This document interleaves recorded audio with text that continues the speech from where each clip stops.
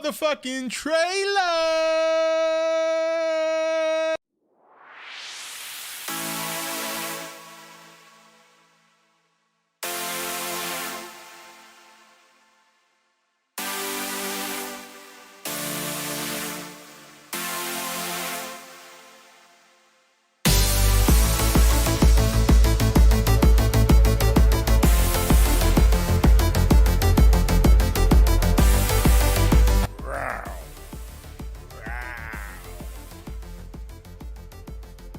Would you like to see Gorosaurus versus Man, the solo trilogy from Toho?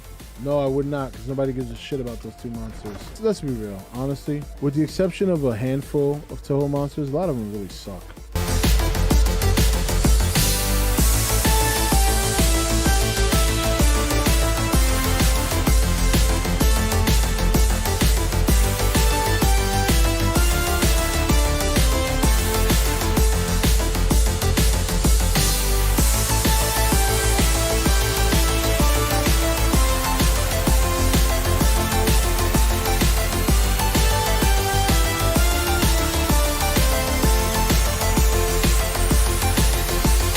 Whatever it takes to stop the motherfucking lie.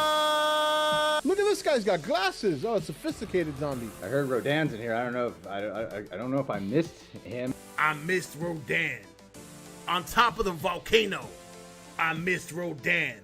Flying over the water, I missed Rodan. He's been confirmed, established 2014, right here on E.T.N motherfucking N. I have only ever loved one woman. And it ain't you, bitch. Poof. Bye-bye. Have a nice trip. See you next fall, because winter's coming. I figured, I thought it was pretty good. I liked it. I enjoyed it. And number one is Godzilla. Godzilla? Motherfucker.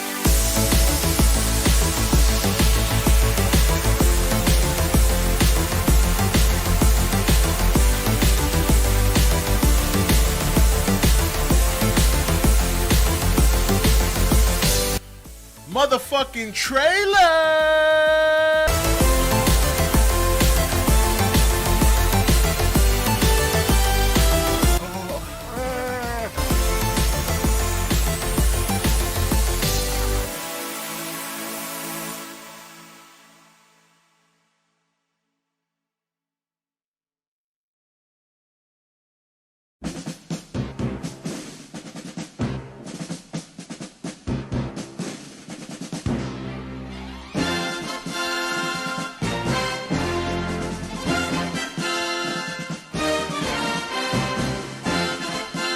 Hello, hello. Started a little bit late today. Sorry about that. Only 15 minutes. What's up, guys? Yo, yo, yo, yo, yo.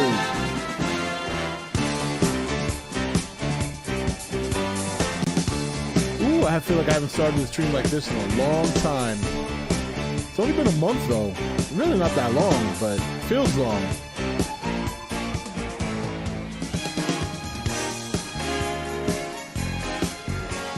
Yes.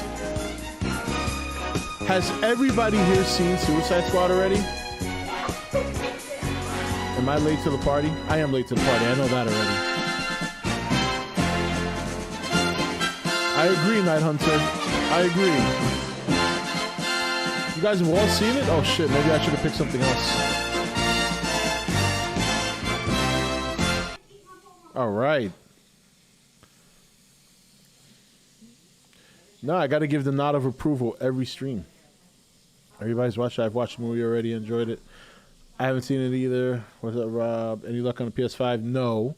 I was on Best Buy and Walmart last night at 1 o'clock because somebody in chat said it would be there at 1. They weren't, so that was it. And then you said 8 in the morning, but I wasn't going to make that. So I accepted my fate of not getting one.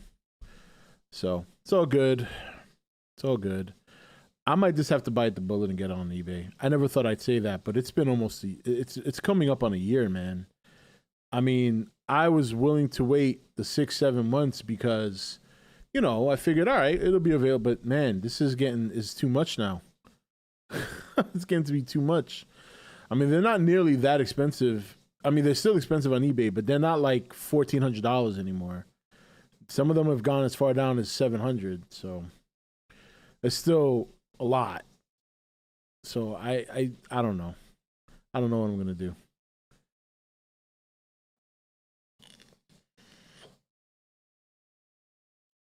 I'm down to watch it again though. Get second thoughts. All right. No, we're gonna do it because I actually want to see the movie. You know, I want to see the movie. So, you know, I'm definitely gonna watch it. I want to see it, so I'm gonna pull it up and we'll start it off in a minute. I'm doing good, Freshman Toast. Thank you. Not too bad. Not too shabaliski. Not too shabbily. Doing pretty good-o. Pretty decent good-os. All right, let me pull this up right quick. HBO. I'll have to turn off notification sounds. So they'll still pop up on screen, but you just won't be able to hear them. Because if we hear the movie, then, you know, the whole stream gets locked down. By 2056, they'll finally be in stock. Yeah. Yeah, I know. I might just have to bite the bullet and pay the extra money. I hate to say it. Which I can do at any time. It's just I really, you know, there's still part of me that doesn't want to do that. You know, I'd rather not do that. But I'm at a point now where I really want one. And there's some games I want to play that I've been itching to play, like Demon Souls especially. You know, that's really the main thing. I like to take my MLB The Show and upgrade it so I can play on, you know, higher graphics and stuff. Plus, like I said, I want to be able to get I might just get the digital edition though, because originally I was going to get the full edition because I was going to use it as also double up as a 4K Blu-ray for my 4K TV. But I think I'm just going to get a separate 4K Blu-ray now, you know, because I don't know if I want to dedicate my PlayStation to doing that. So I may not be. I'm still going to pay more. I think on eBay. See, I think the digital ones are running about $6, the lowest if you can find it. I've seen them as low as $600. So if I see one for $6, I might just bite the bullet and get it at this point.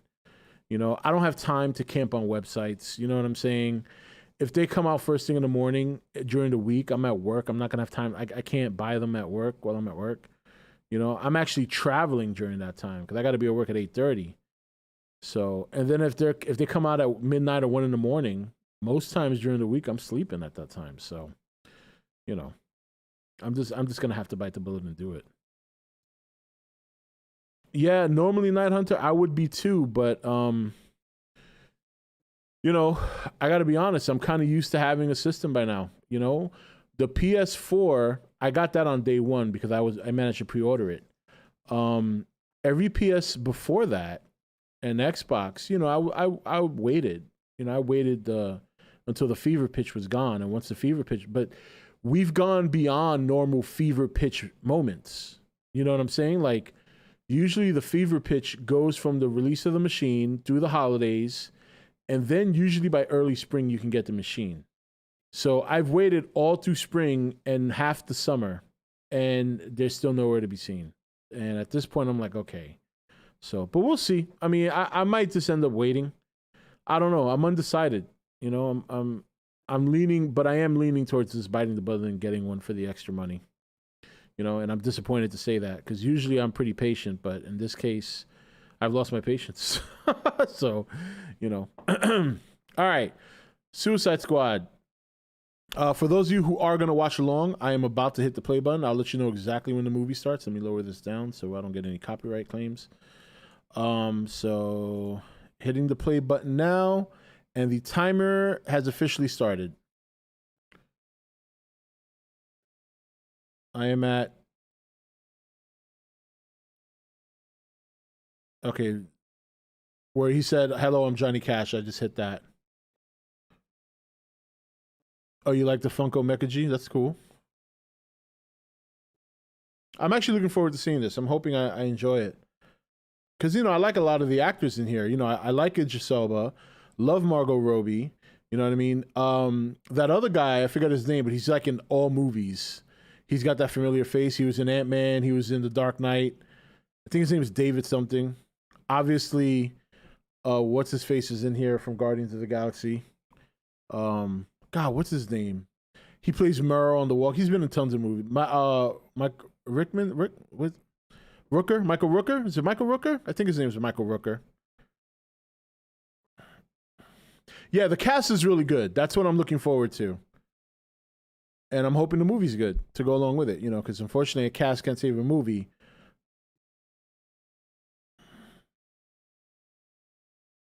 There he goes. Rooker's right here. Long blonde hair. He looks like Mr. Utopian, the Utopian from that other superhero show that got canceled.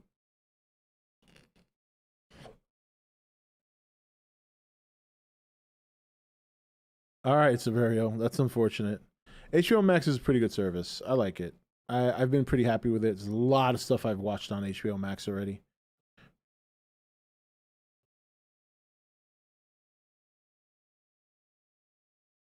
Oh, and not only that, what's her name? Viola. I love her too.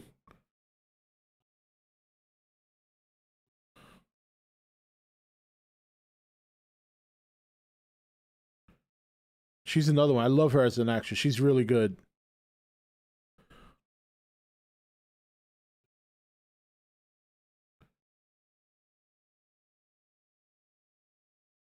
Yeah, I think HBO Max is the best streaming service. You know, you don't see it in the numbers because I don't think they're available worldwide yet, but they're really good. There's so much good content on there. Yeah, Viola Davis. There you go. Always forget the full names. I'm assuming most of these guys are going to be cannon fodder.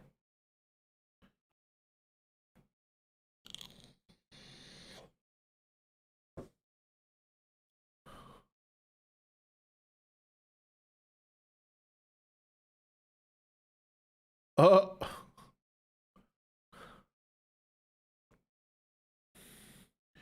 what's the weasel called? Is it called the weasel or does he have a name? I forget. Watch Premiere on HBO Max. It's an animated movie, but it's so much fun. Premiere, okay. Oh, here we go. They're naming him Javelin. TDK. Okay, so he is called Weasel. Okay. Harley Quinn. Oh, had to go number. Oh, I like her suit. Damn, that's straight out of the comic. That's awesome. Oh, I love that outfit. I love the outfit. I love that outfit on Harley Quinn. Damn, Margot's so good as her. I gotta give it to her, man. I always thought Harley Quinn would be a tough character to nail, and she just nails it so much.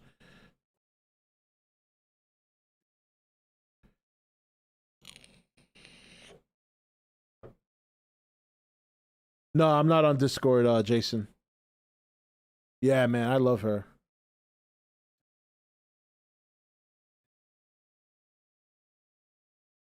I'm also looking forward to seeing King Shark. Let me put the volume up a little bit on my end.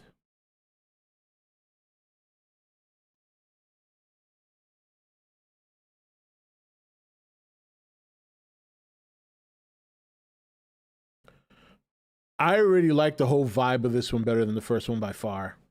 Like just the first 10 minutes already have been I like the vibe, the way it's looking. The quirky characters, I like that. But that Harley Quinn suit, I love. I can't emphasize how much I love that right out of the comic.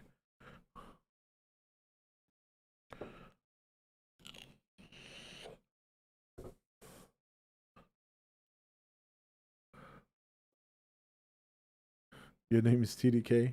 What does?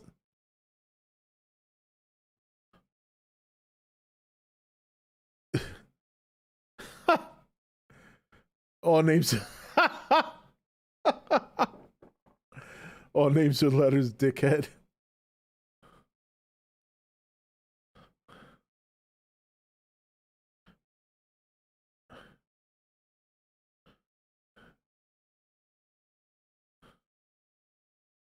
Pete Davidson.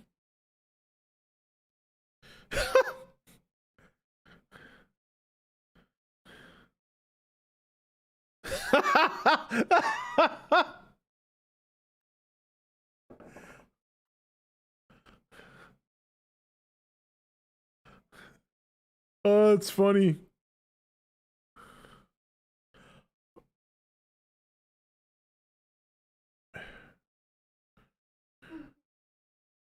He's killed 27 kids. Wow. Lots of dick jokes. Good. It's funny stuff.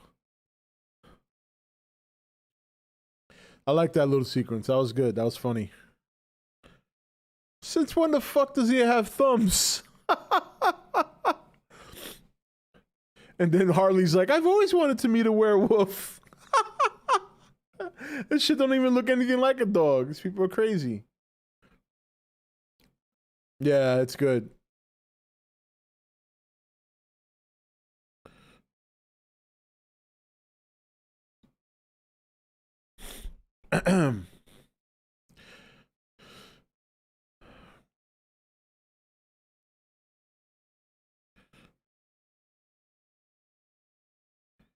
Oh, belly flop. Oh.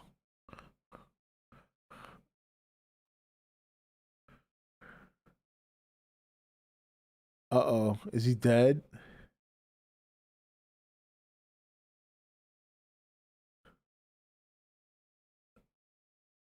Oh, I think the weasel's dead. No. Rooker's got him. Poor weasel.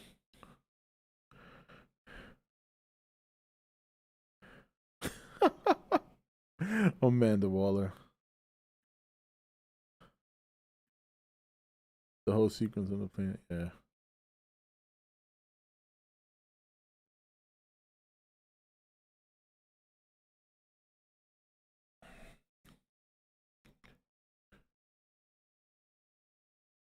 Wow, right out the... See, I knew some of them were going to be cannon fodder.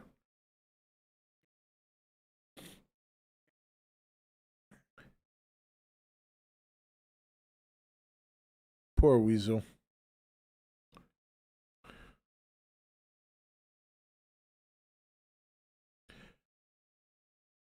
Should have been the first sign when it belly flopped into the ocean.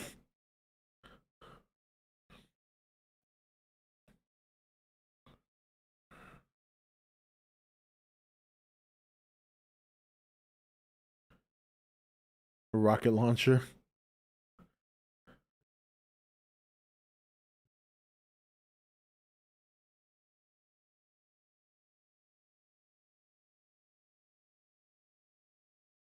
Just to give you guys a heads up, I'm going to be eating dinner at some point throughout the movie.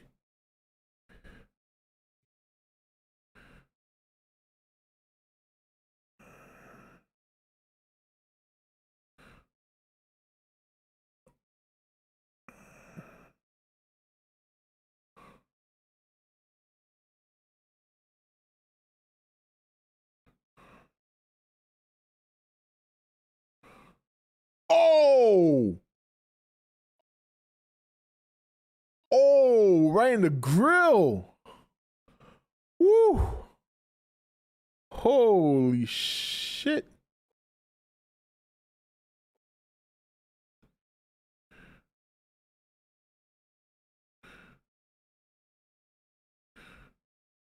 Love Harley.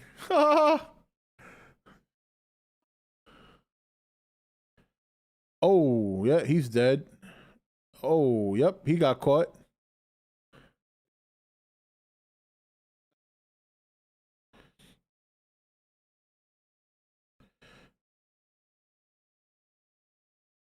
This is one, see, this is one thing I gotta say, man. Like, this group, the Suicide Squad, this whole IP, man, if Warner Brother can nail this, man, they'll have Marvel by the balls and the kind of... Like, Deadpool is good, don't get me wrong. But I do think Marvel needs more rated R stuff. Like, already, this is just really good. Oh, that's what TDK stands for. What in the hell?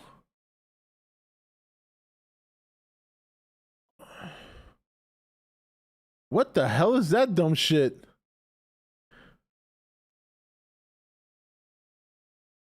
even even Harley's like, what the fuck?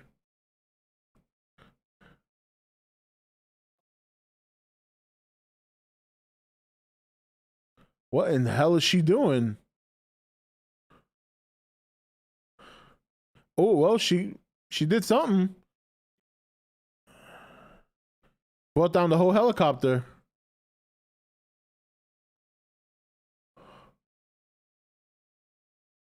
Oh my god, did Captain Boomerang just die? Oh no, no, not the Cap. Not Captain Boomerang, no! Oh my god, they're all fucking this. Oh, she's dead too. Oh yeah, he's done. That dumbass shit.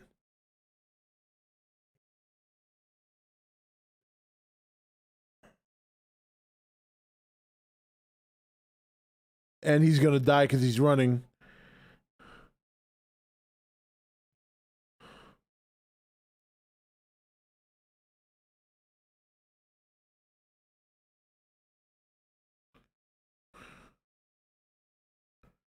Damn.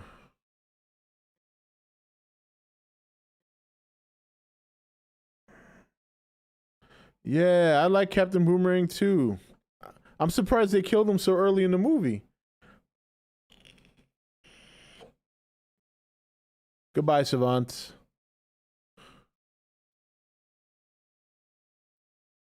Oh, yeah, look at all the chunkies in the water. Warner Brothers Pictures presents.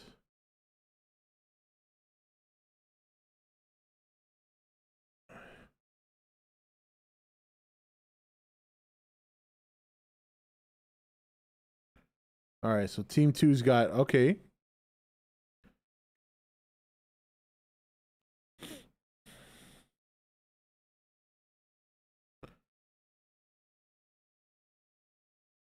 Oh, I like that outfit. Nice outfit.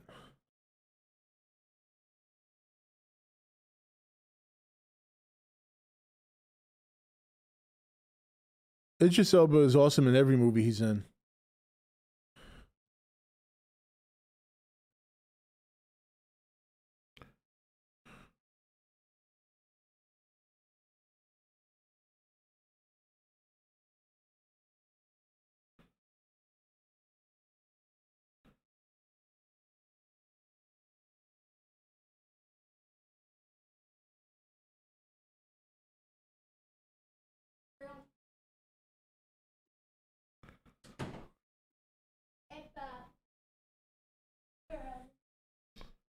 Poor Weasel.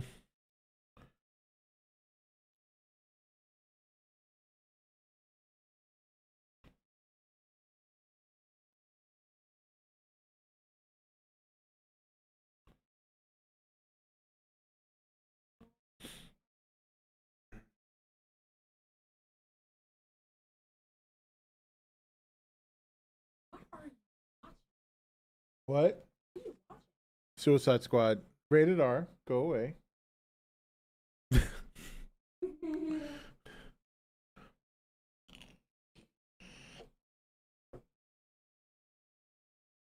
Oh, bird is eating brain chunks. 3 days earlier.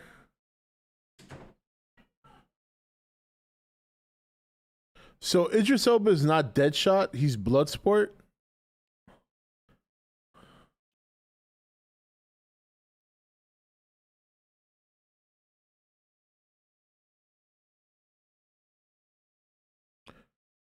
Glad you're back. I can't wait for to get home, man. Oh yeah, you're in Europe.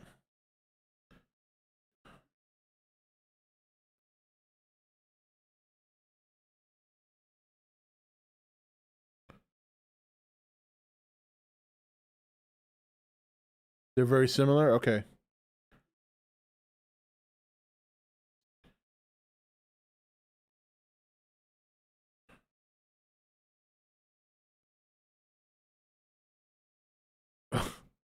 Here you go, champ.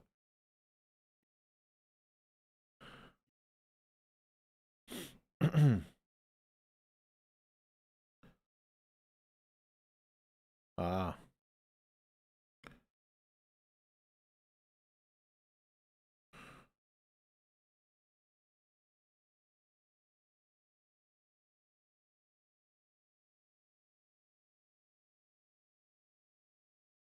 What?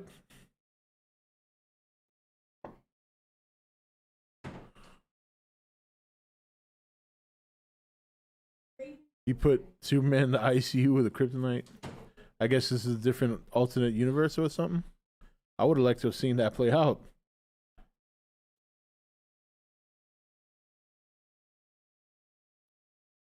And no AC next few days. 102. All they do is eat here? Sounds like a place I want to go.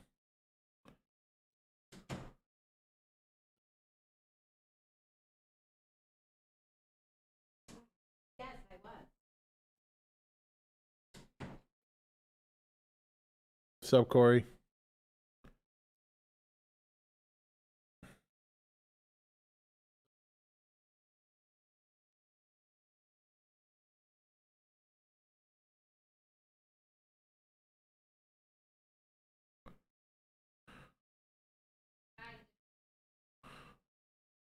Wow.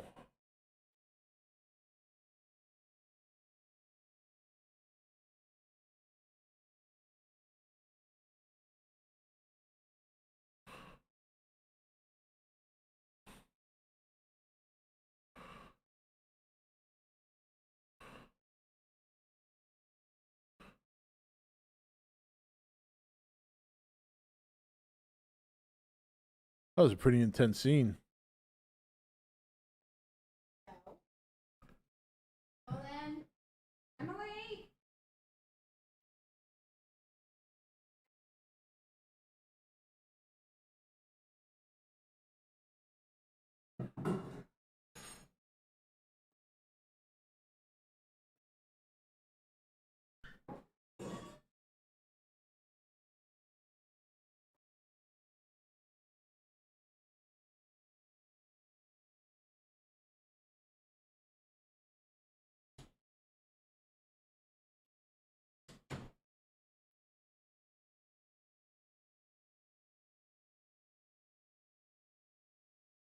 Oh, I love Idris Elba so much. Such a good actor. It doesn't matter what kind of movie he's in, he always shines. Could be the shittiest movie in the world, but just having him there just makes it a little bit better.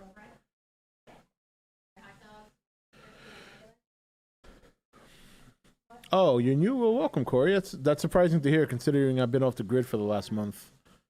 But welcome to the channel, man. Happy to have you here.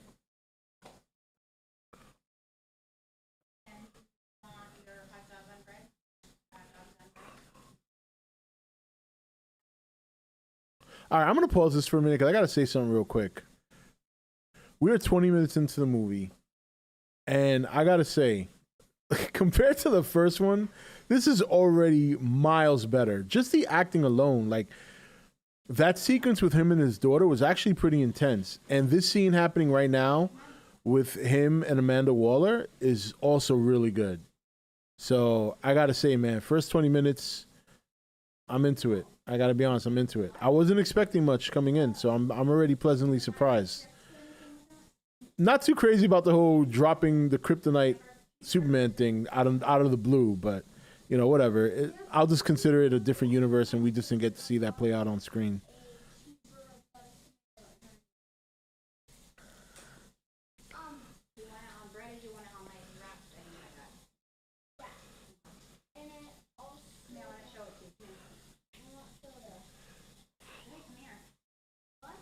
Ooh, I love her. I love Viola Davis as Amanda Waller.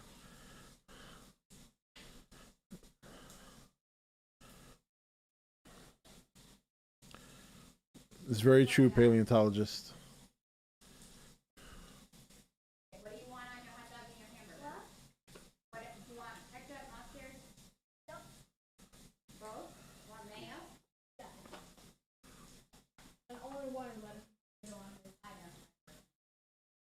My wife's making hamburgers and hot dogs for dinner. Love it. The meat. You've never seen Suicide Squad? Yeah, I'm watching it, and a couple other people are watching it in chat on their own TV.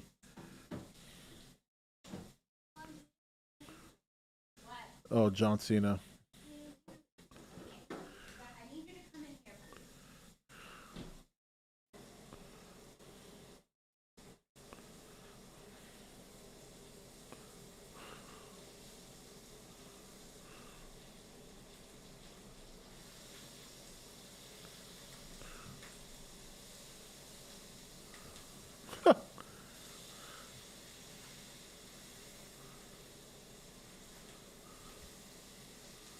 Oh my god, that's so awesome. I love King Shark already.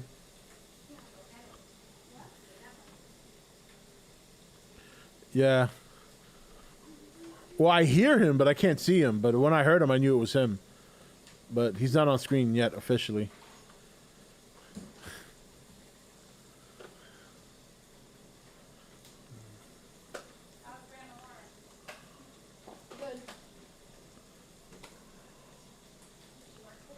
Who's she? Ha! Millennials.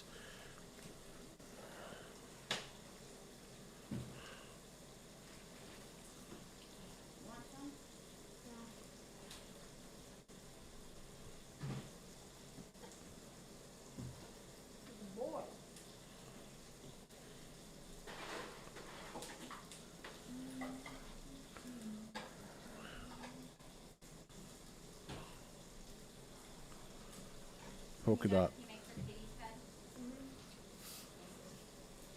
Yeah.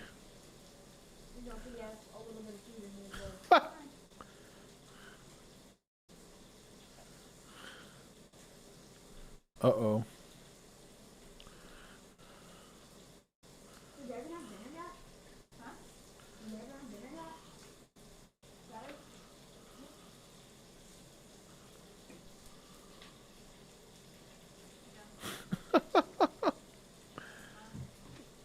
Calendar man.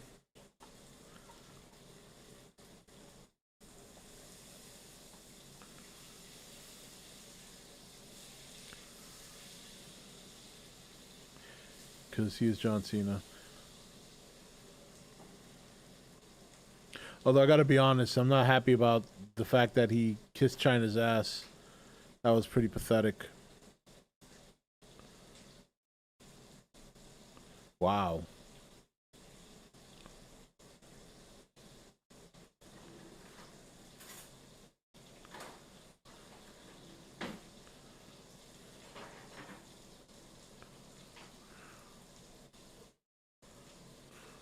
Oh, and you want any chips or anything? Huh? Want chips? Yep.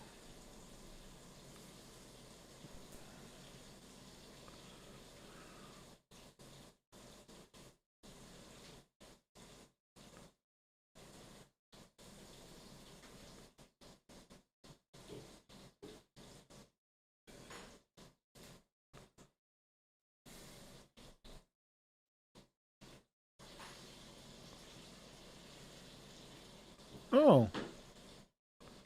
The Thinker.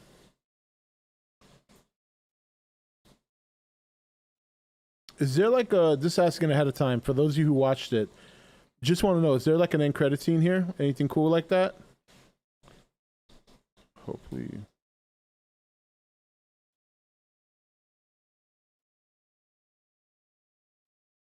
Oh, there's two? Okay, cool.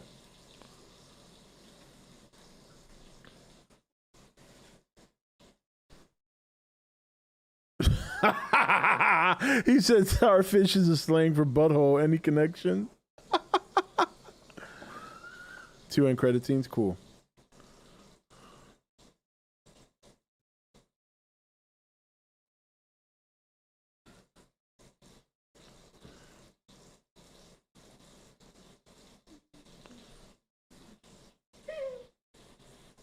All right, so now we're back to them at the beach.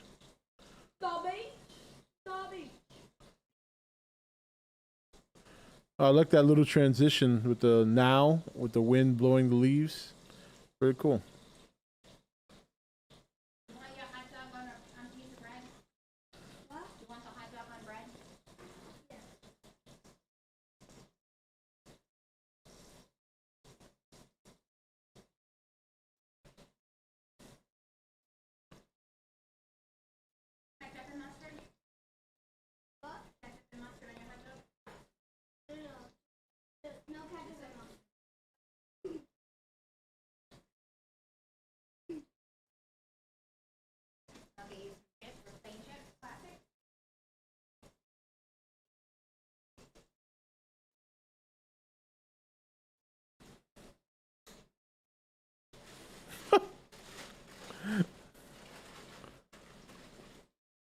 Enjoy, everyone. Me and my friends are going to see the Suicide Squad in the theaters tomorrow, so I won't be in attendance. All right, I hope you enjoy the movie tomorrow. I mean, can I have liquor?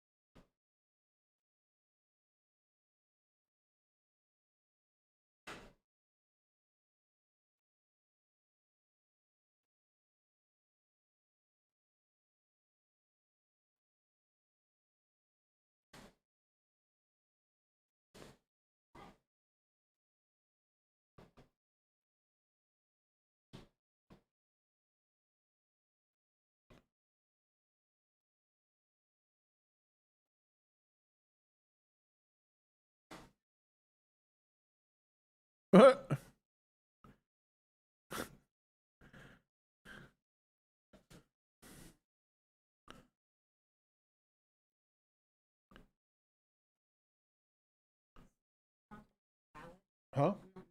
Okay, that's fine. Yeah, just burger with cheese, no bread, 2 hot dogs, mustard. Can you mind me warming up my sauerkraut and onions? No? Yes? You want the hot dogs and bread with sauerkraut And mustard. and mustard. And just some Sprite. That's fine. Classic. Yes. Thank you. Yummy.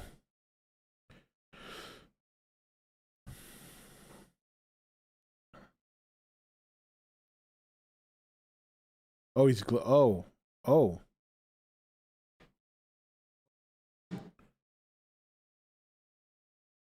What the hell? Polka Dot Man is glowing and swollen.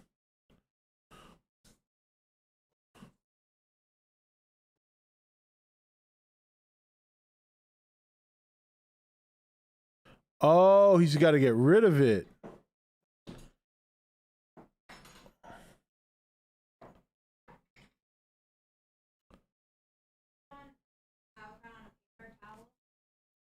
No, I just usually put it on a plate, warm it up for a minute next to the onions.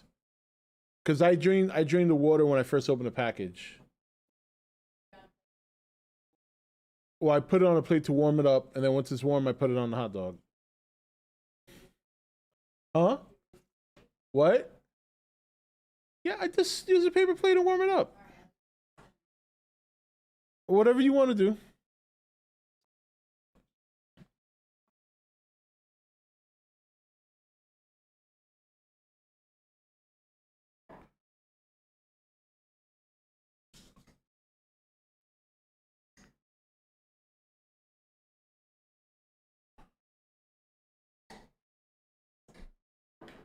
Hold on, I missed that. I'm gonna rewind this real quick. All right, so I left off at Polka Dot Man draining his polka dots.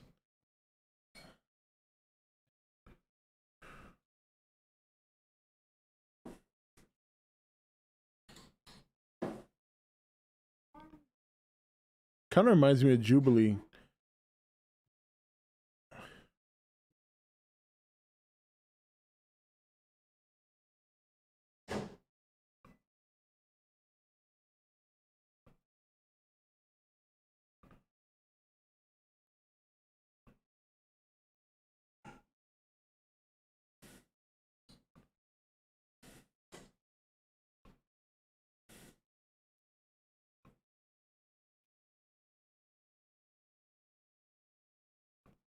Oh my god, this dude really came out in tidy whities.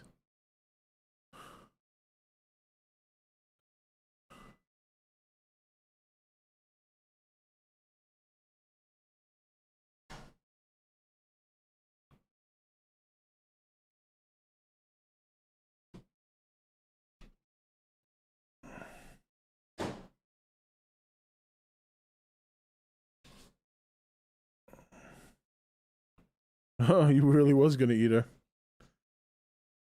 What are we, some kind of paleontologist squad? What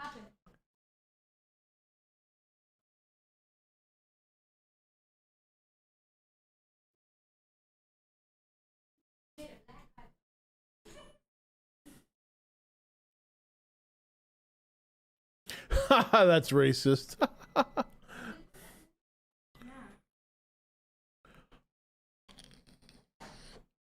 What's up, Lee? Missed you too, man.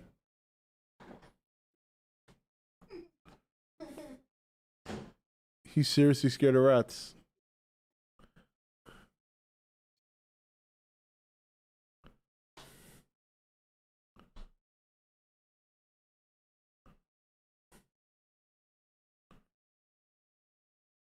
Yeah, I'm liking it so far.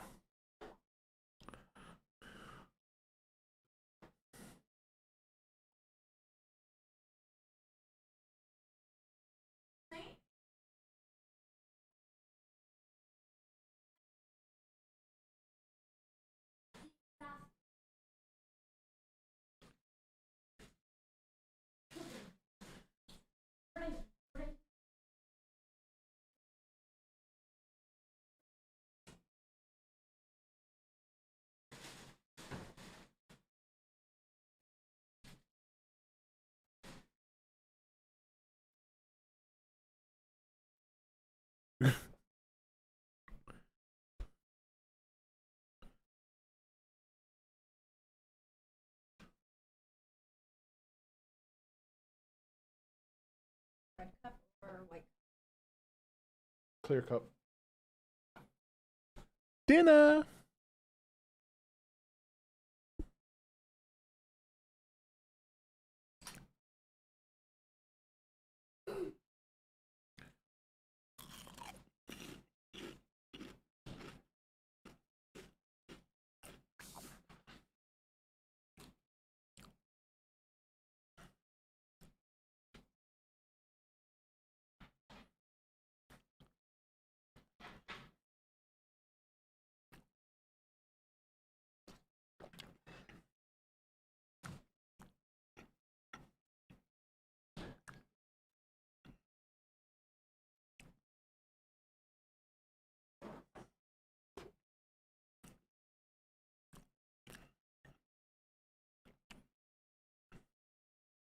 Thank you, honey.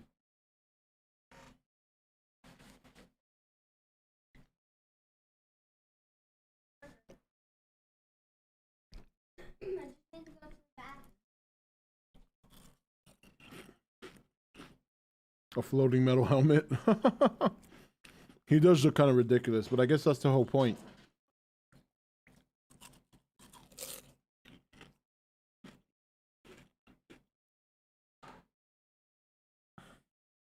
Hey, baby girl. I know, you want some chips.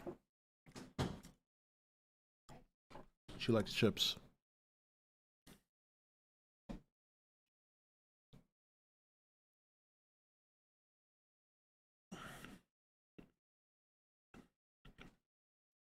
Uh-oh. King Shark.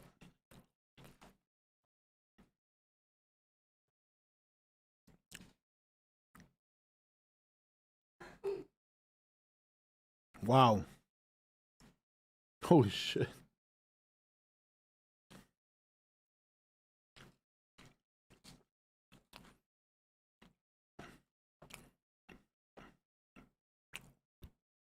Whoa.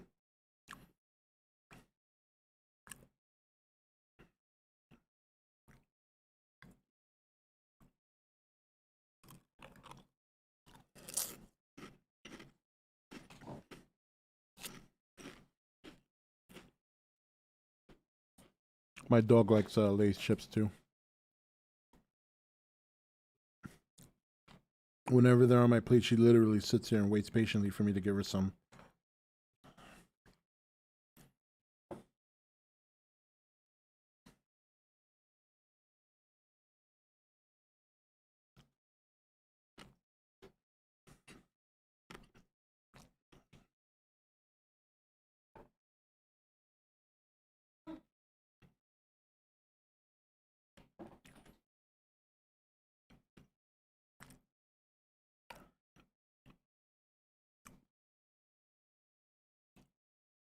He's really spitting darts at people.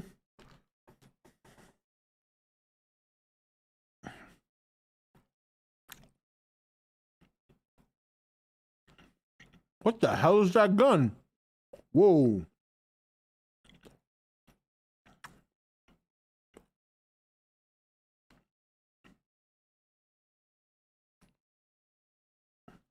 Uh-oh. Big dong.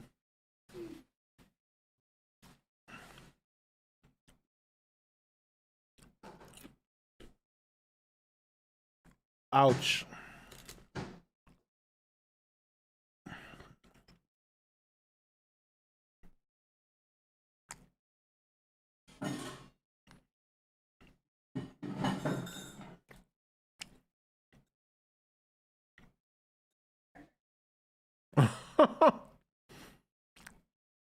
These two competing with each other. All right, baby girl, last one. All right, no more.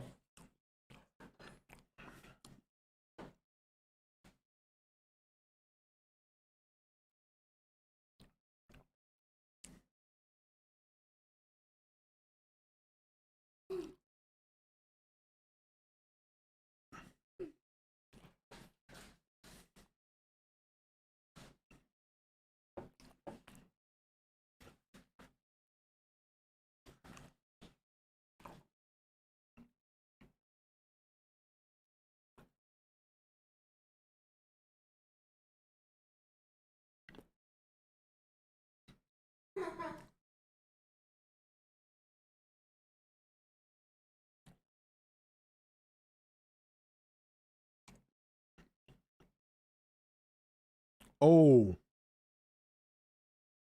Did they just kill a bunch of good guys?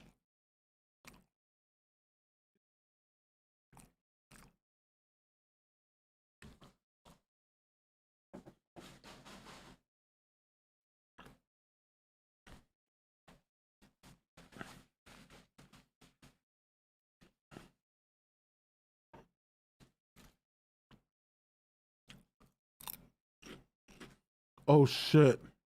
That's so.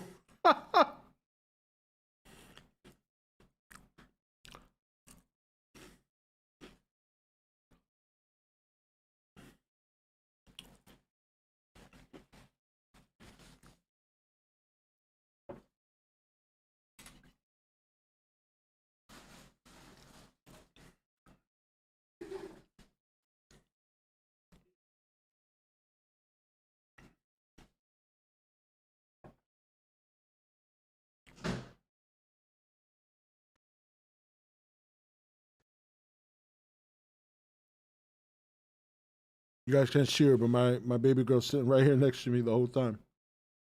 Isn't that right?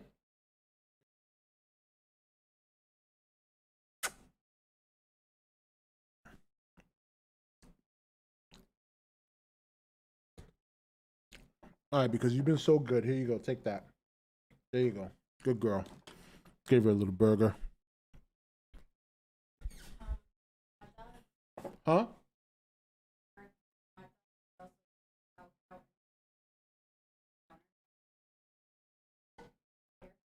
Thank you.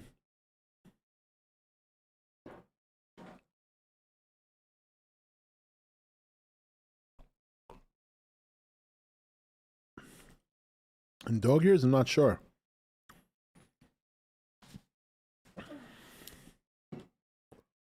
No more, baby girl. More.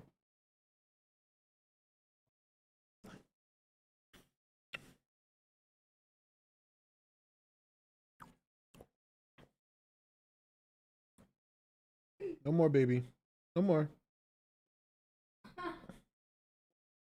She is literally watching the movie right now. She's looking up right at the screen.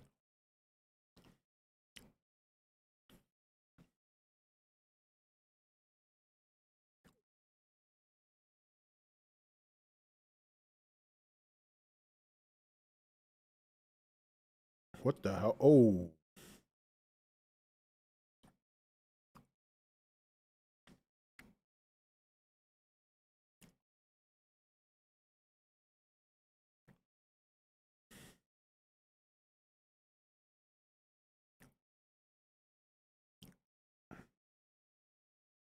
What is it?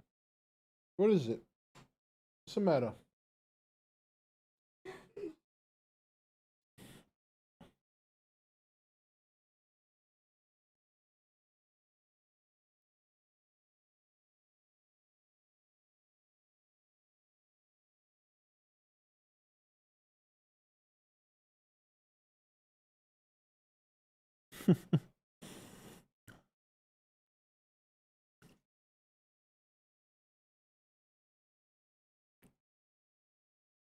All right, Aldofonica, take it easy, man. Rob, haven't been to a stream in a while. I finally have enough time to make it to one. You haven't missed much, like Darkstalker. This is only my second stream in the last month, and my first one was yesterday. I've been super busy with work.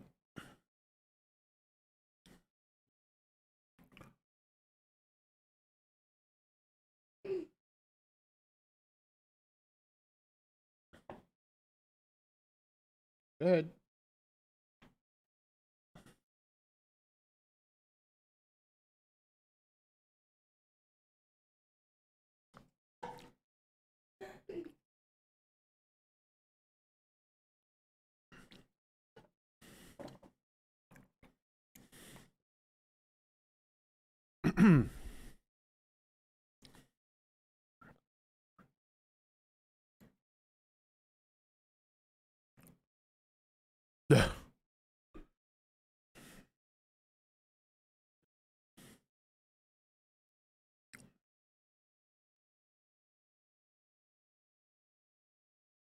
Oh, they took Harley out the suit. Thank you for that, Aldofonica. Appreciate it. Thanks, Robert.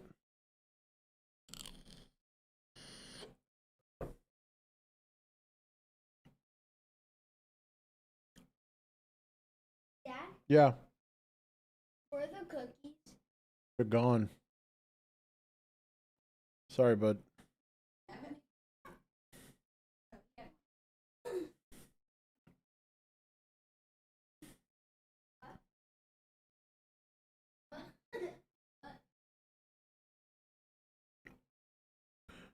Gracias.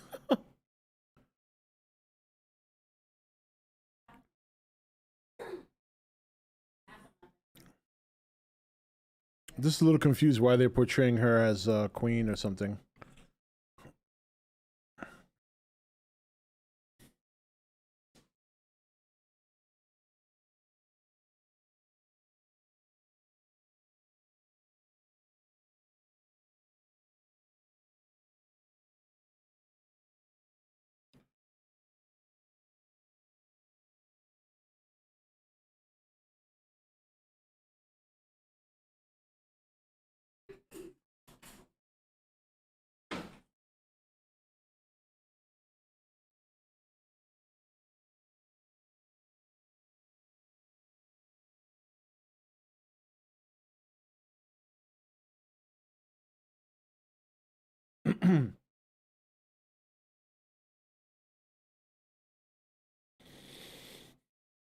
Oh, so he's just a big fanboy of her. And Paul, good girl.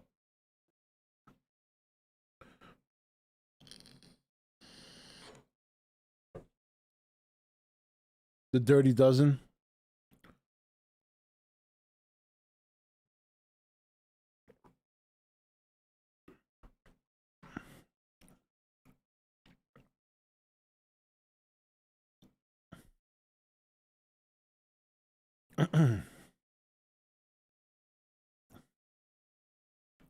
I like Amanda Waller. Well, I like Viola Davis playing her.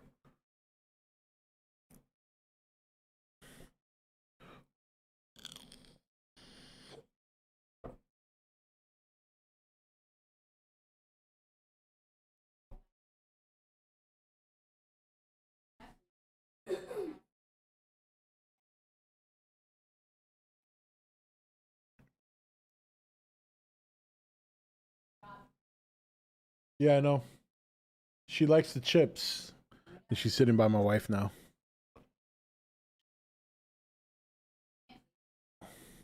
She's such a good girl because she sits there. She could literally get up and just grab the plate, but she doesn't. She's very well disciplined. She'll sit there and patiently just wait. Yeah. Yeah, Viola Davis is a good actress.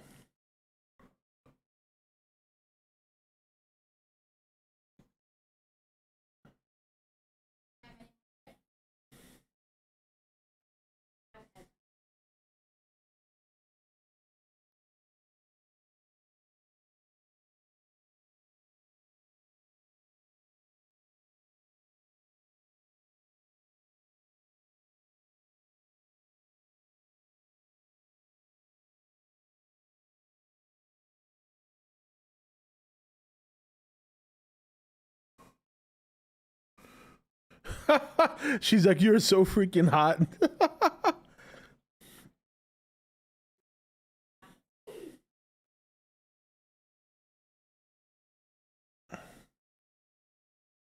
It is wrecking the place right now.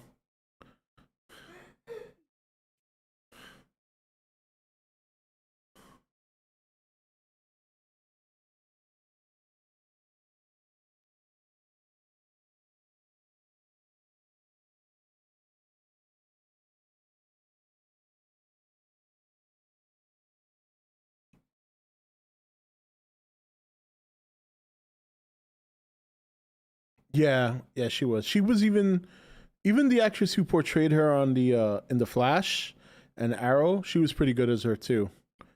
Same kind of same kind of mo. Very cold, callous.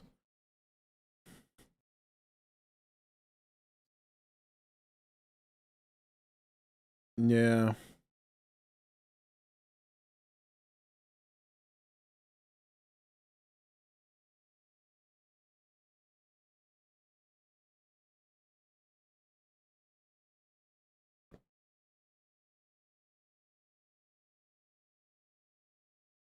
She was played in Green Lantern by Angela Bassett, right? If I'm not mistaken. Yeah, I didn't like that either. I was a little upset that Captain Boomerang died so soon.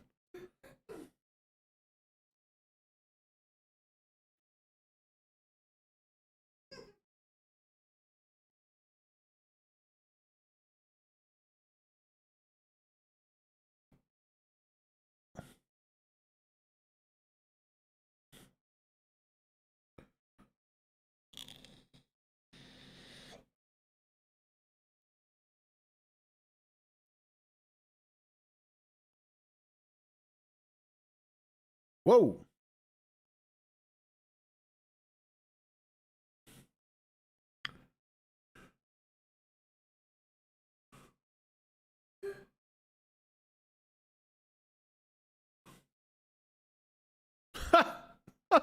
She's psychotic.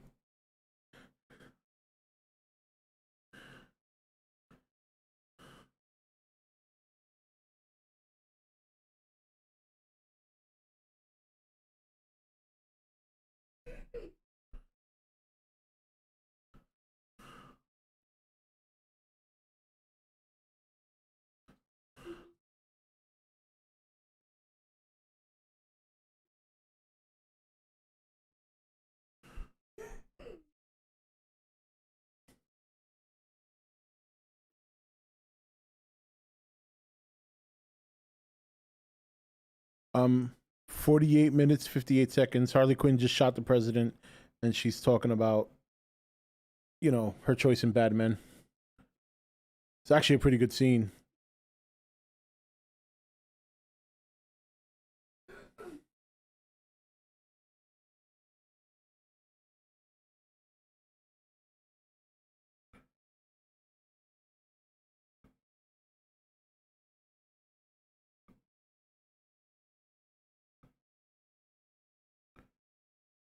This is a good Harley scene. They're really getting into her psychosis. The shit she just said to him right now.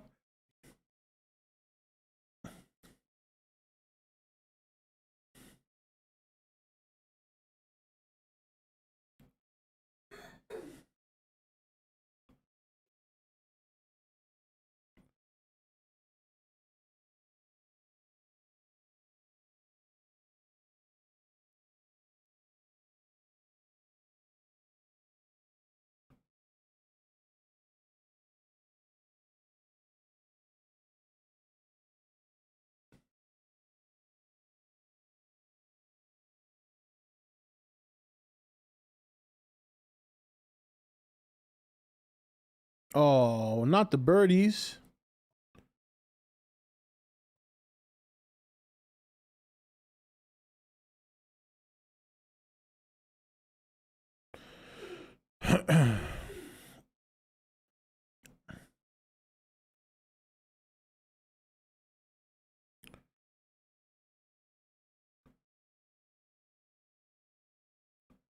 $50.09. Yeah, I'm at 50.47. Bring me the heads of the Suicide Squad. Oh. Oh, poor Polka Dot Man.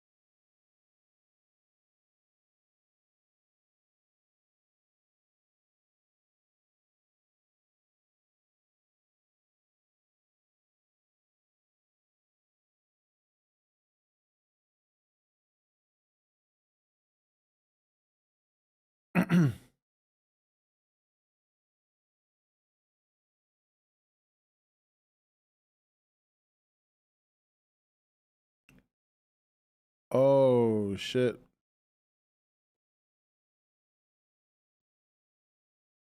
Poor Polka Dot Man. That's actually pretty sad.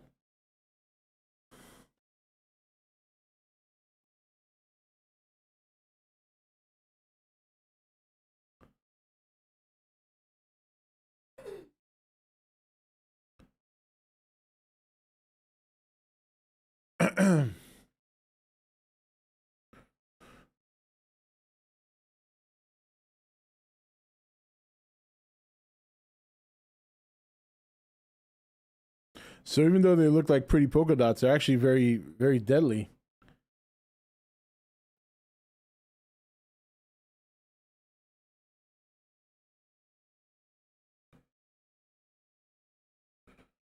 I'm still not sold on John Cena as an actor.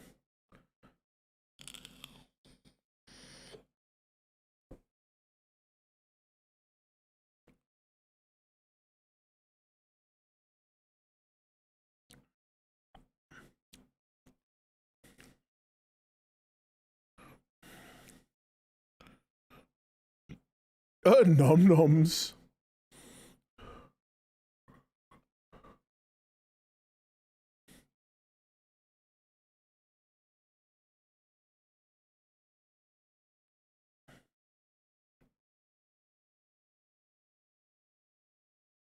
Yeah, he's too much John Cena. I actually kind of agree with that. I kind of know where you're coming from with that.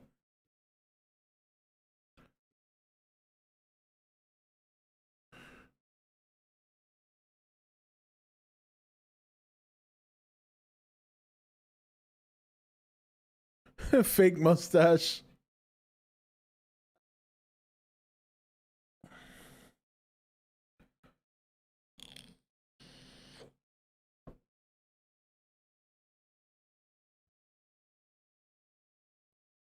The guy who plays Rick Flag isn't he the guy that played the new RoboCop?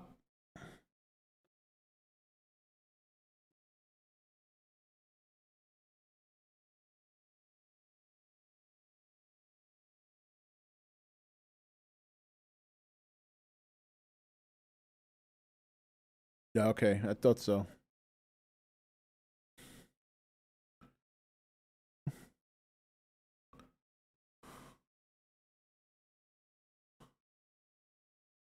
Did he just curse? Poor King Shark.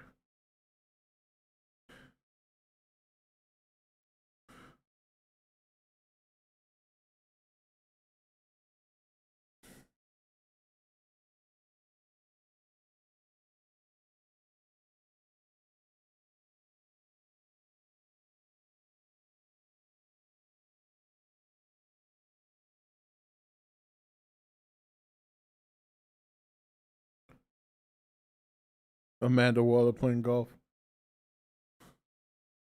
Wonderbird Man and Rat Waifu.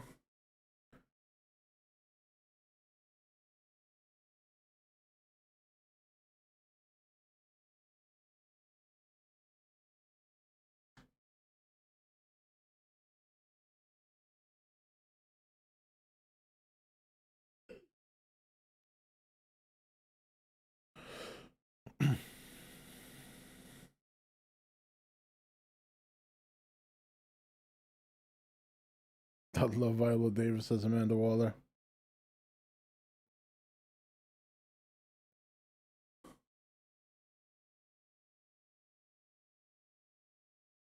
I gotta say, the CGI in King Shark is actually pretty good.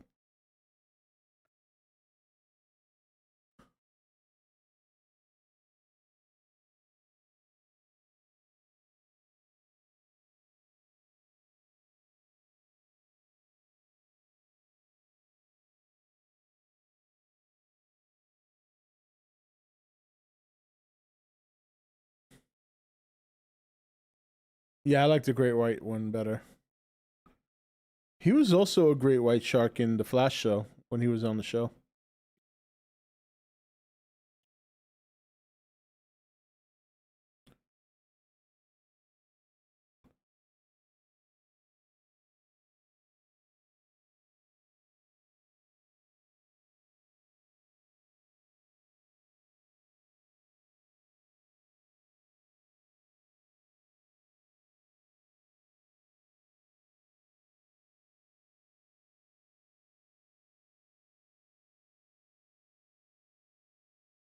Oof.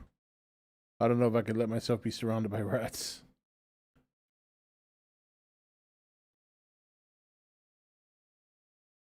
Is that Tai Watiti playing her father?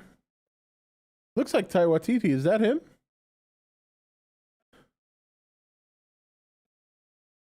Nice. Oh, that's cool.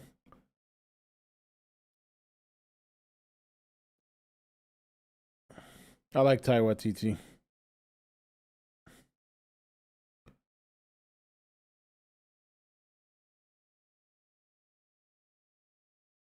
I am with that Frostweave.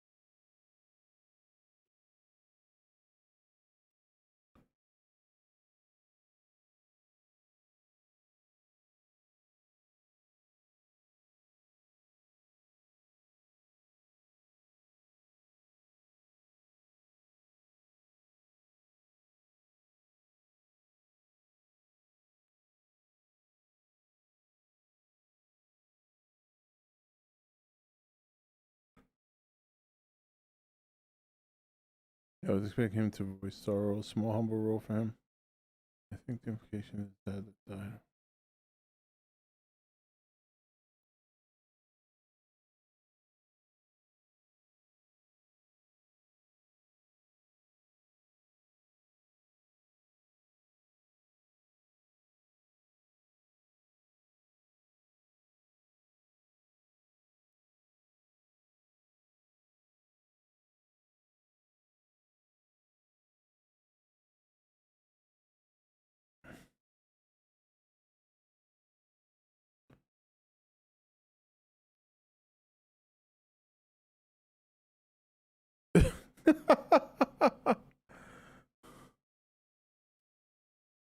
Yeah, it's true. Rick Flag is definitely more likable in this movie.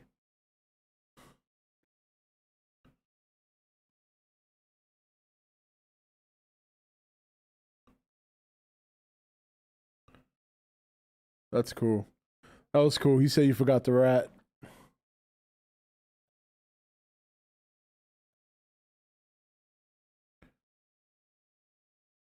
That's actually very true, Venom. That's a good point. I was just gonna ask that. Like, these guys are supposed to be like in jail, like for what? Like, even the rat girl. Like, I don't find her to be. You know what I mean? Polka Dot Man. I don't get that vibe from him, and you know, unless he killed somebody by accident or out of anger, since he's always seeing his mom.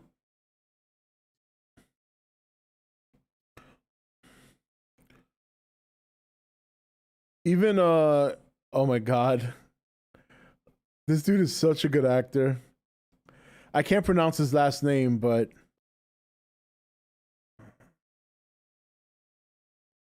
oh, that is a little bit crazy though. He's like dancing with everyone that looks like his mom. That is kind of creepy. That dude does weird so good though. He really does. Like that's his MO, being weird.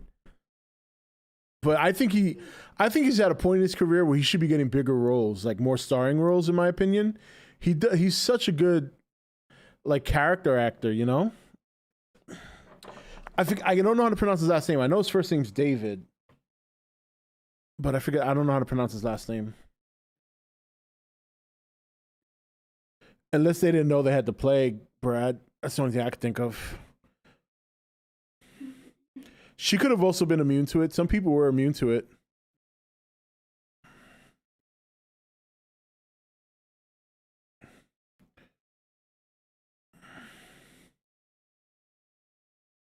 He was also on the Flash show a couple of times. I forgot who he played though, but he did play a villain.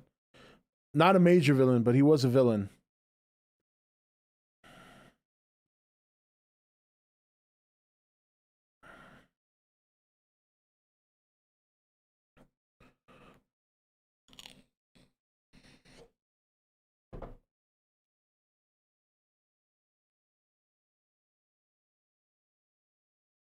Abracadabra, that's what it was. Thanks, James.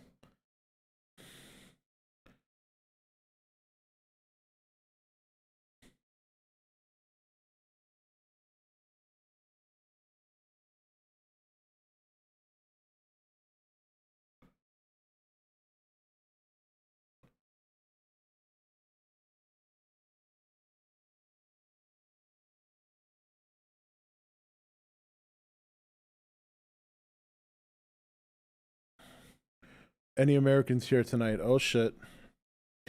John Cena looks all American.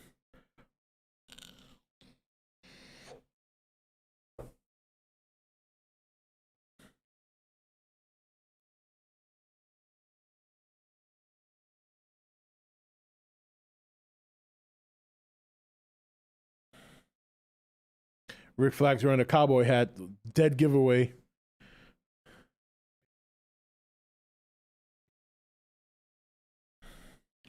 Think Rat Lady got in trouble because she accidentally gave the whole city a plague? Maybe. That's actually a good point, James. I don't know. I'm still in the middle of watching the movie, so I don't know if they give any backstory to this. But it does raise a lot of questions. I think that would probably be one of my early criticisms, is you don't know too much about the backstory of a lot of the characters that actually seem like they're good guys, not villains. Oh boy, titties. Titties in a hero movie. Oh. Ooh. Rat in the mouth. That's not good.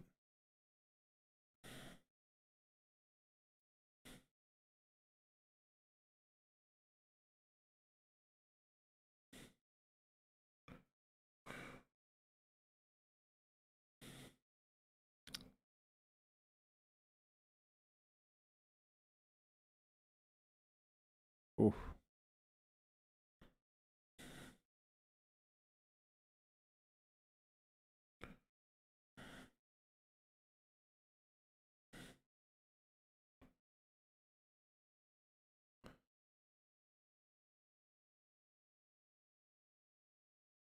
But they made it seem as if they aren't even bad. Yeah. All right. I'll be more patient and wait for the storyline to come around.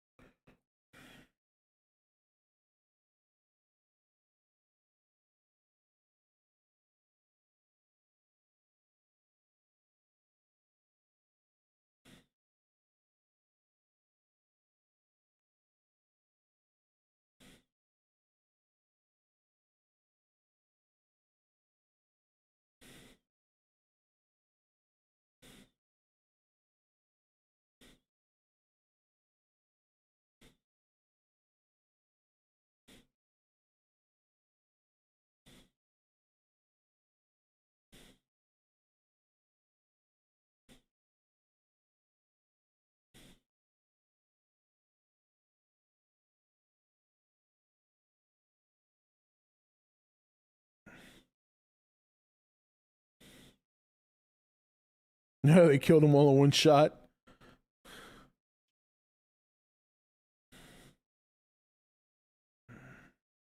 Whoops. Damn, that damn shotgun left a big ass hole. Goes in so hard. Okay, let's check it out. It's happening now.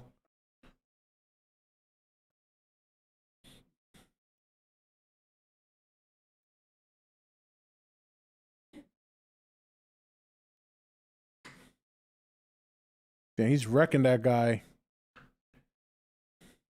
Oh my god. He's still hammering him. He just broke his whole body.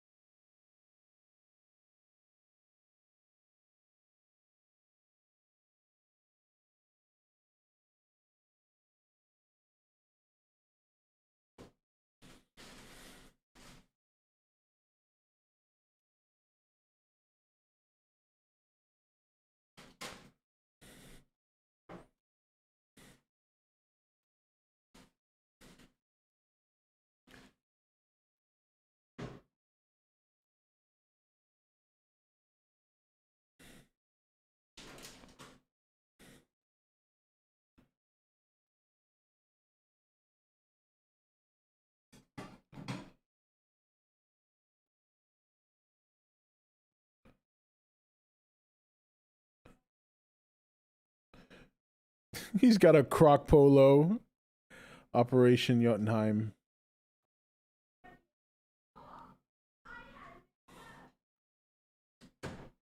Operation Harley. Oh, they gotta go get Harley Quinn.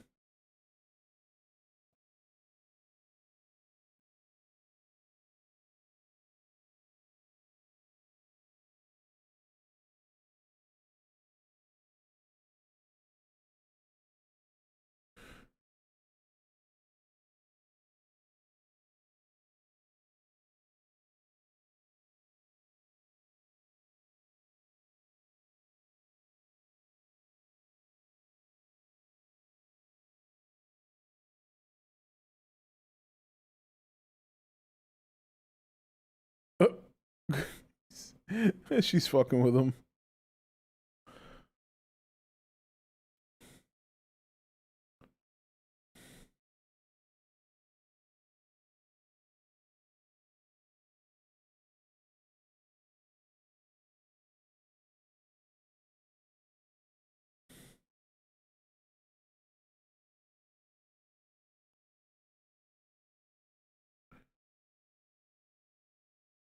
What's going on, Ron?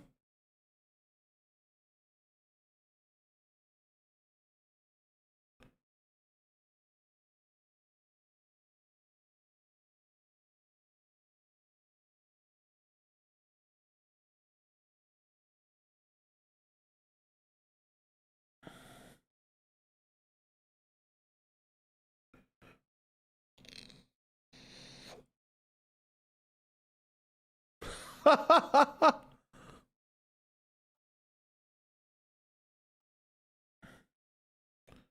like that mask that Bloodsport wears.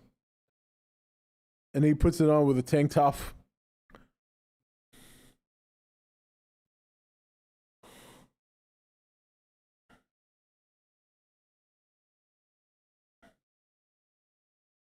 A beacon of freedom.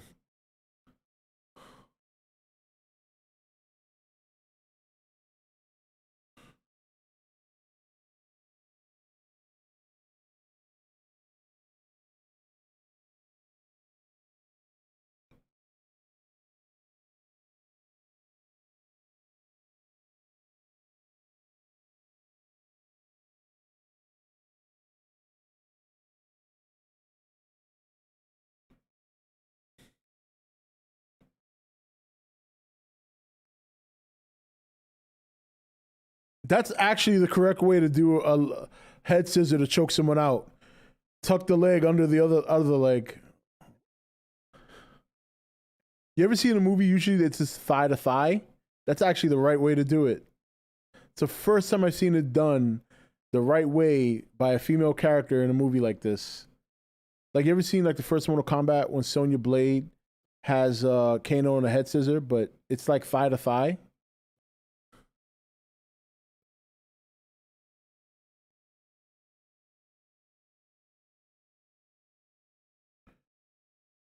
Oh, there she goes.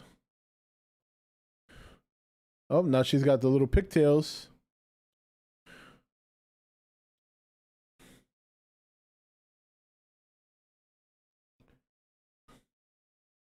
Uh-oh. She's going to Kimbo.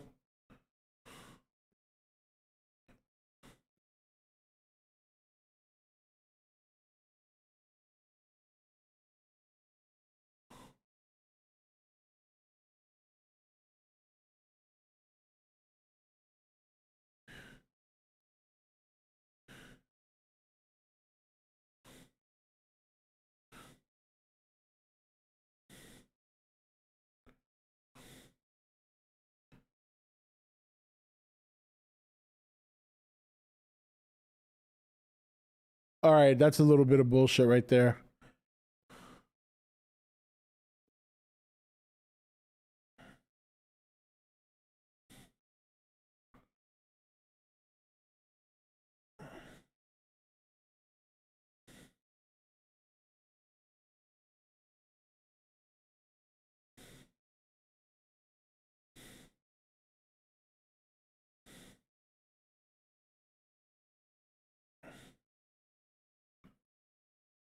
Oh, the cycle came out of her in this scene.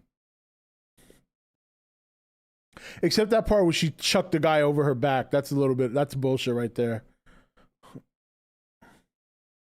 Margot's like 110 soaking wet.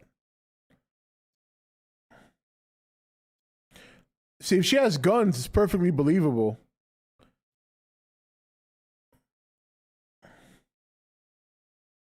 But it is a good scene. She's just wrecking him right now.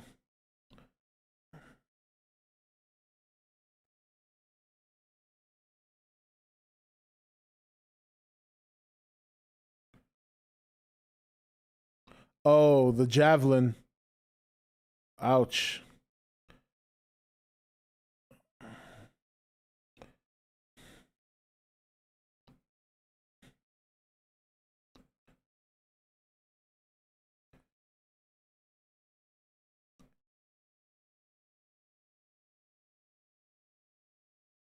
I like all the little cartoon flowers and all that when she's killing him.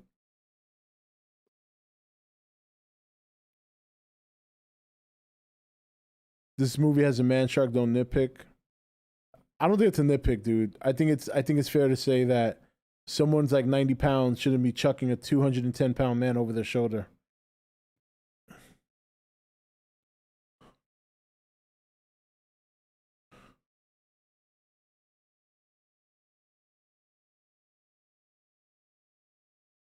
They look so out of place.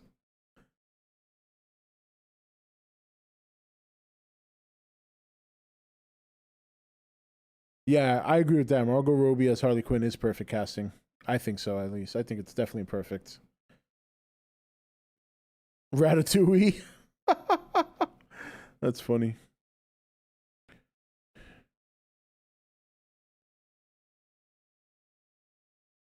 Her.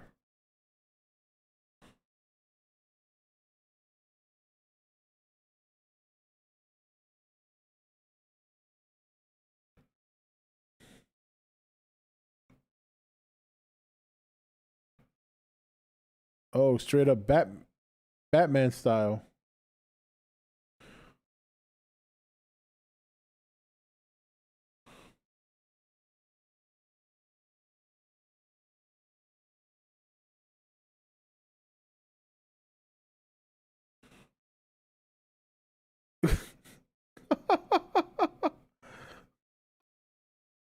She's so awesome. What's going on, Big Bad? Adrenaline plus psychotic rage equals overabundance. Okay, let's not get crazy.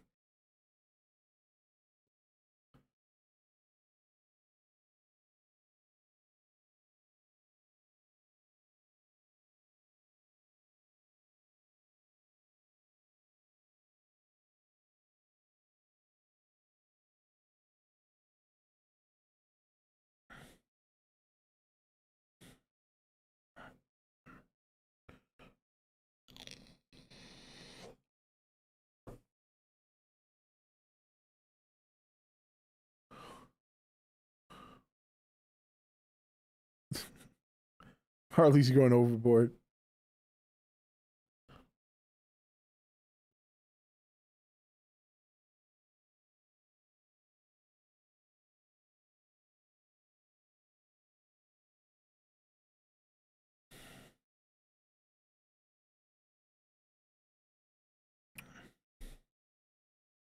Go Rats.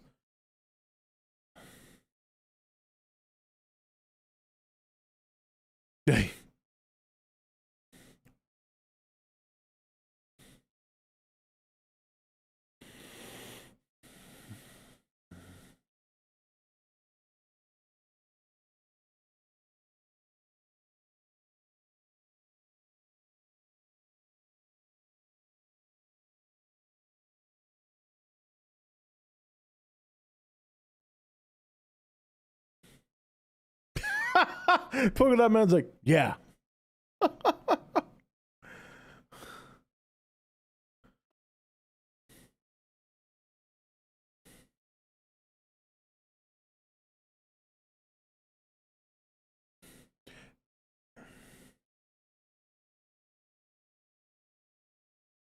Yeah.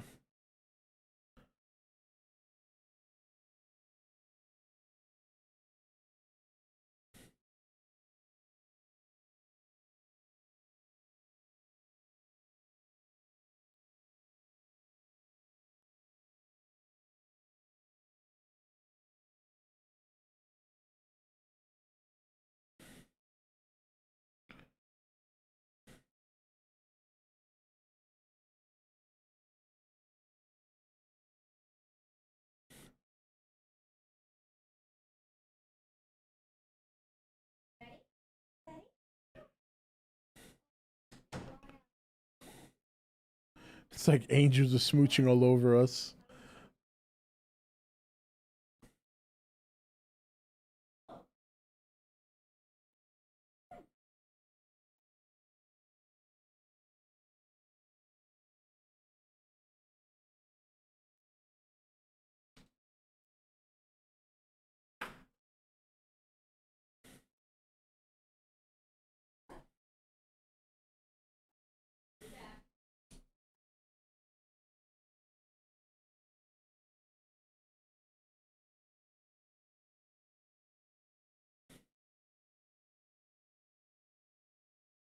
Ouch.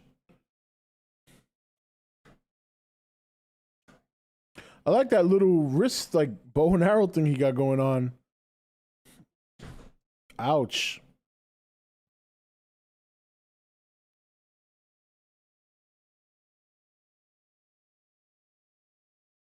This dude's got a butcher sword.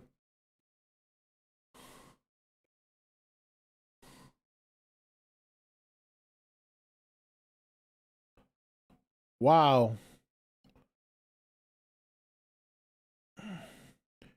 Freaking King Shark just ripped that guy in half.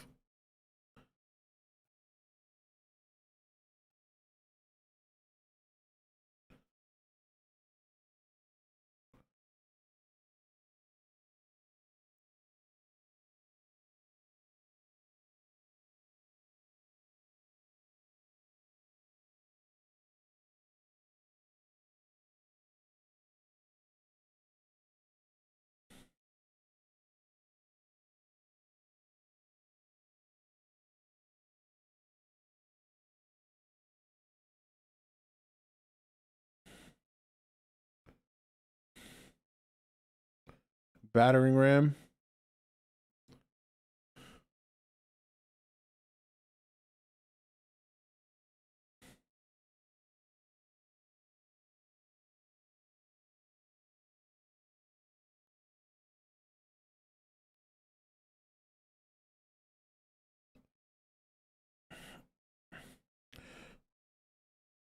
King Shark do.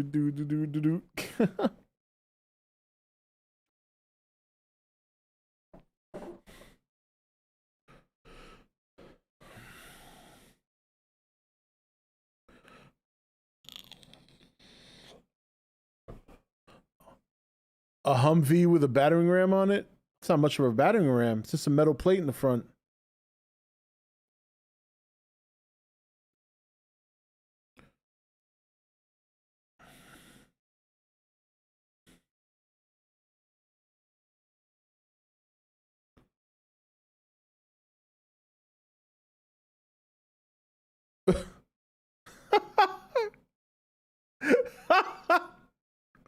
Peacemaker. He made the clay bomb into Peacemaker. That was funny.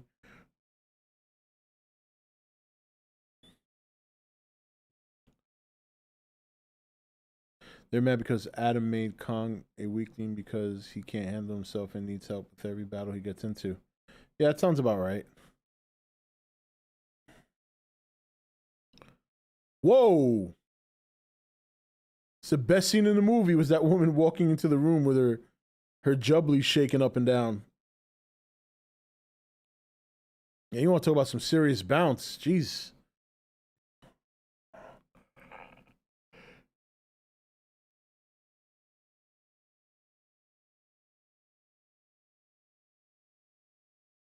Yeah, that just happened.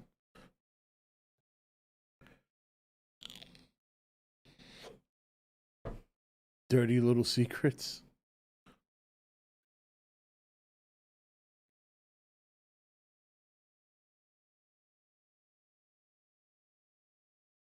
Oh, rat's freaking out.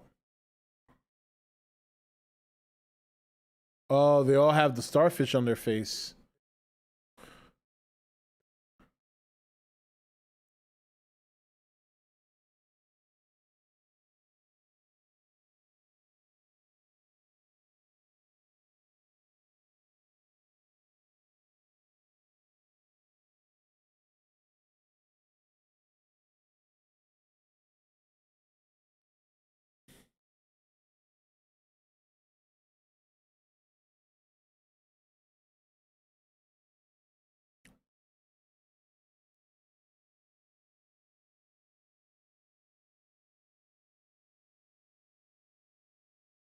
Can't even go a movie without talking Godzilla.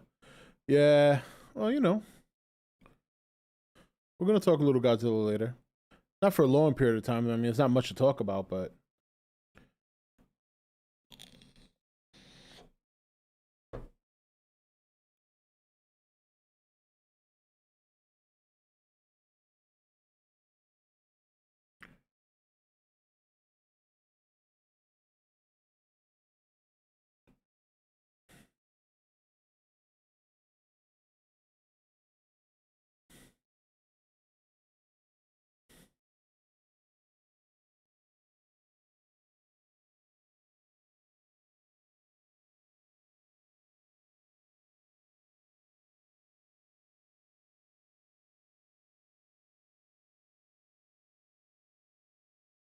Oof.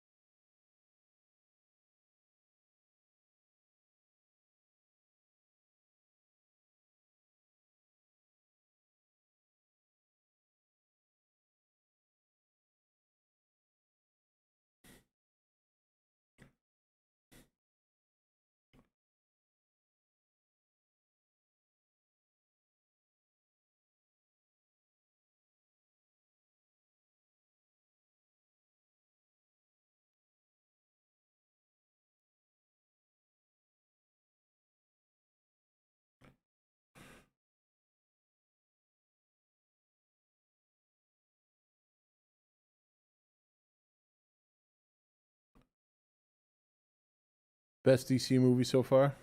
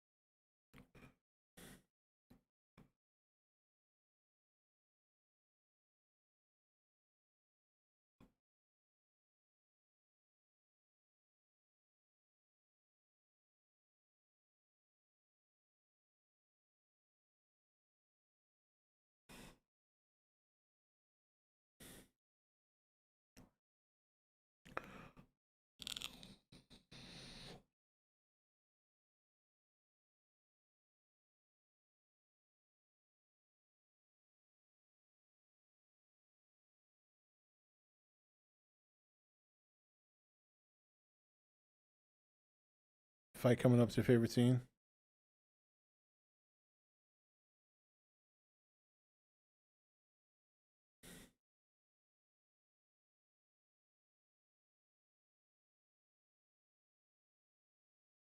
Uh-oh.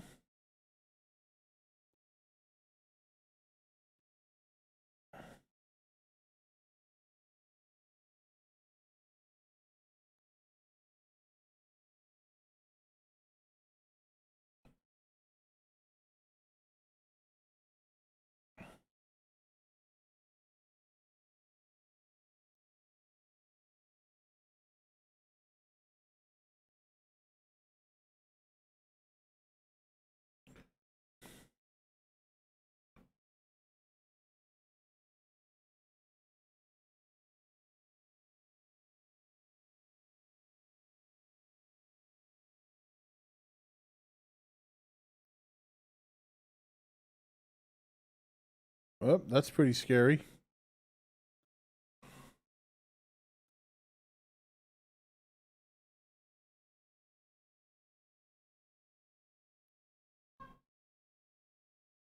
Oh, he's gonna get ripped apart.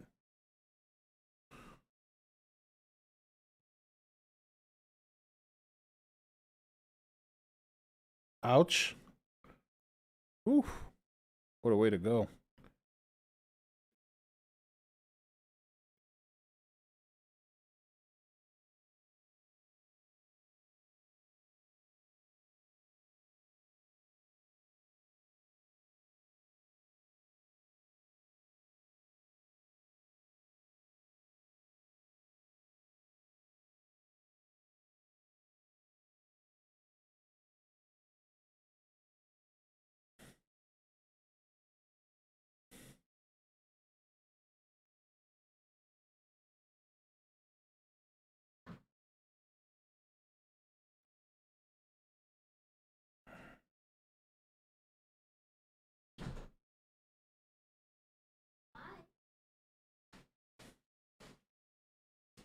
Ouch. Should be dead after that.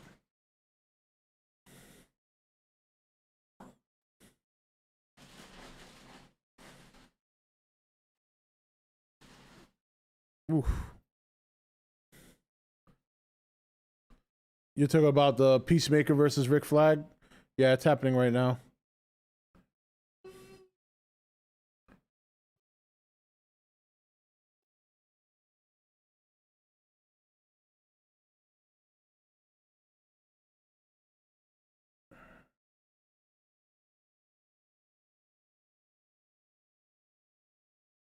We cracked him with a pipe.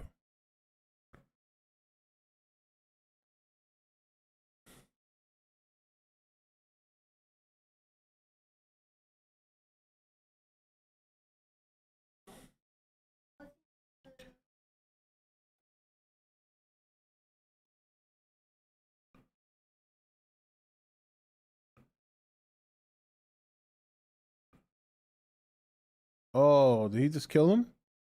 Oh, shit. He did. Oh, right through the heart. Son of a bitch. Ow. Oh, that sucks.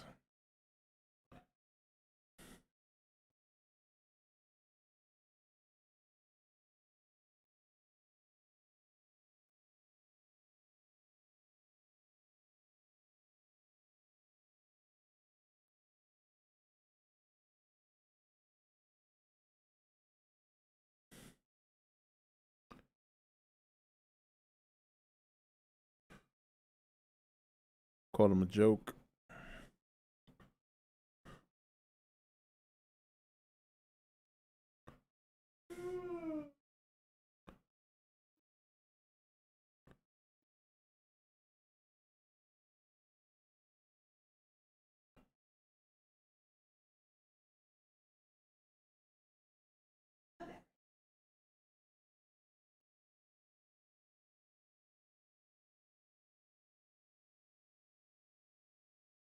Or were you referring to the Peacemaker Rat Girl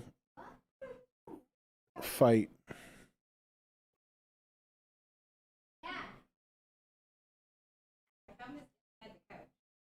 Yeah, because she hides it. She forgot it was there. Give it to her.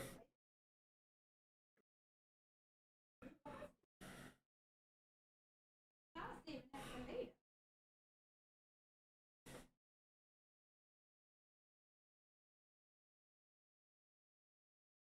8 minutes earlier? Oh, that's right. We didn't see what happened with those guys.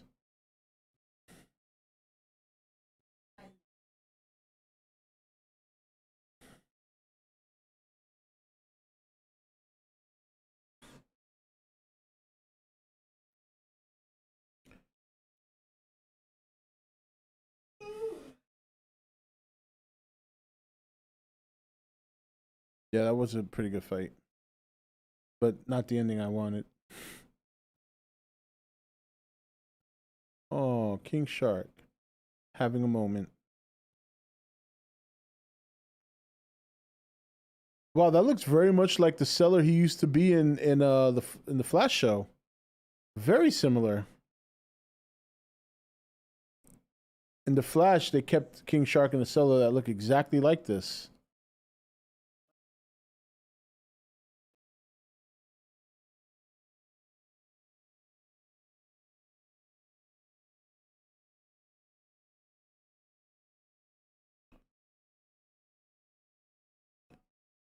It's like weird looking jellyfish, but they're all like gravitating towards him.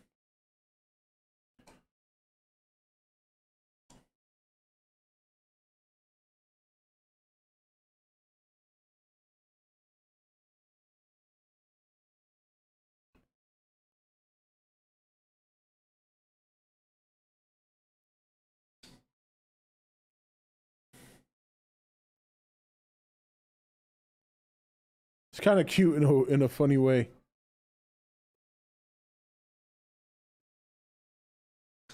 Well, I didn't want Rick Flag to die. He was much more likable in this movie. Uh-oh.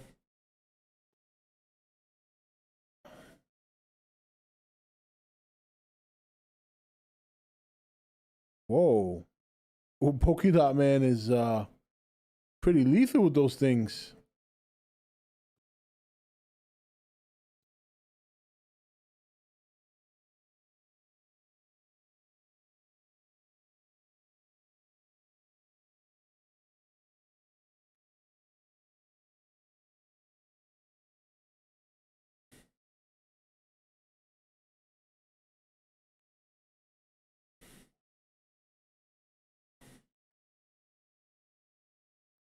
That's so true.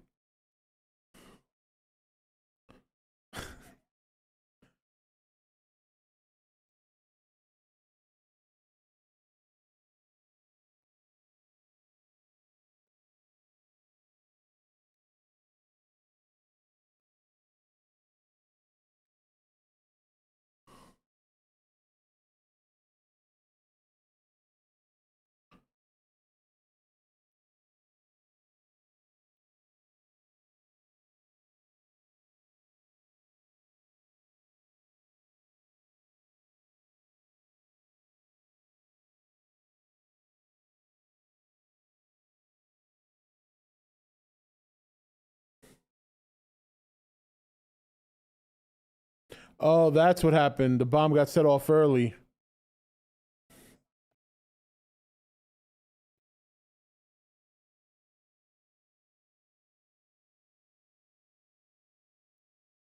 Well, at least King Shark's in his element.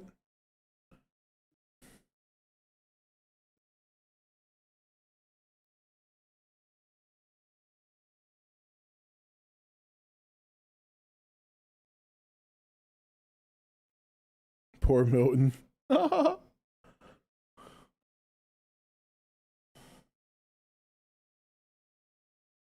they're gonna try and kill him. Oh no, poor King Shark.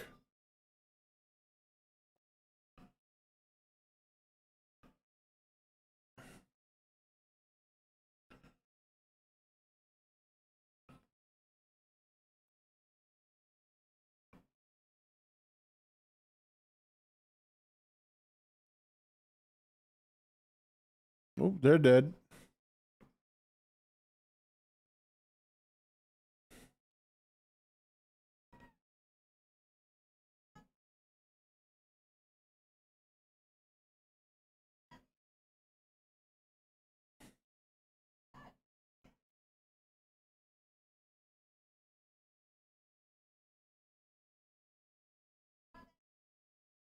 Oh.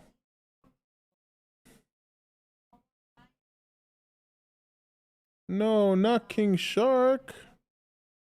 No. Oh, he's dead.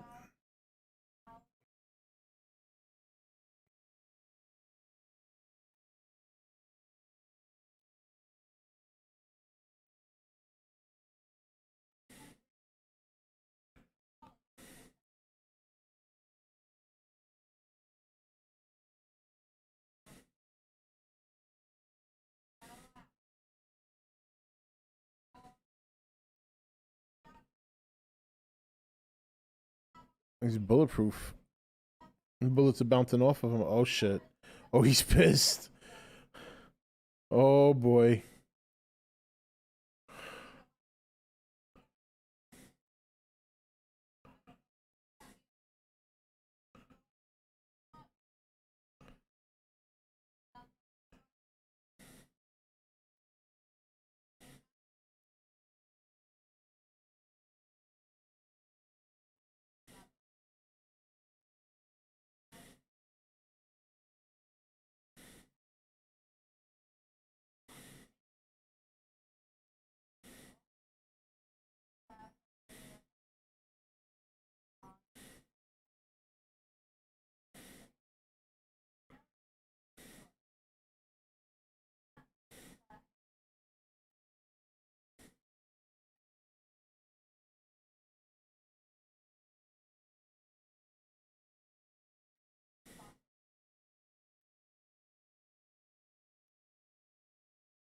Oh man, that hurt.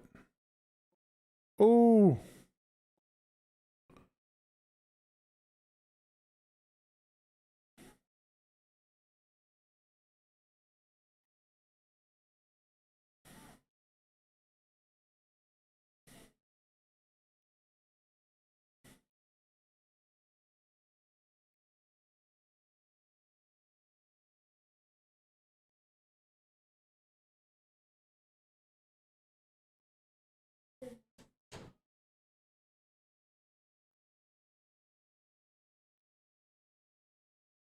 Oh Jesus. Just when he thought he lived. Oh, there you go. Oh, another level. What? Another level.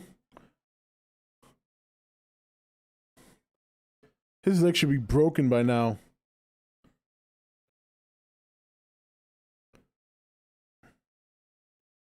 Hey girl. Hi. Oh, I like that.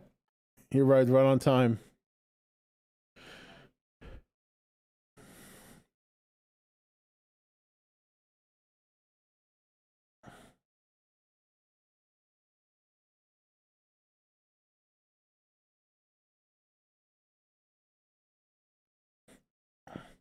Oh.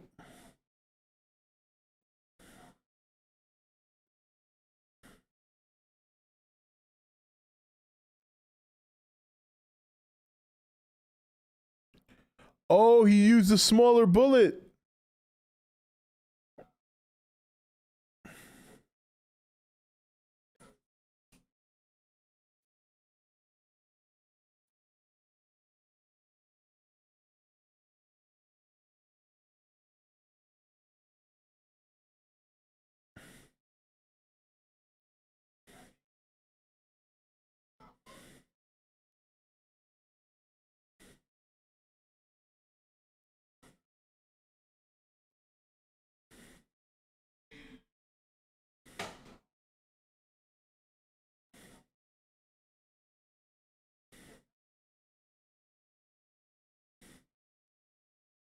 Oh, he's still eating.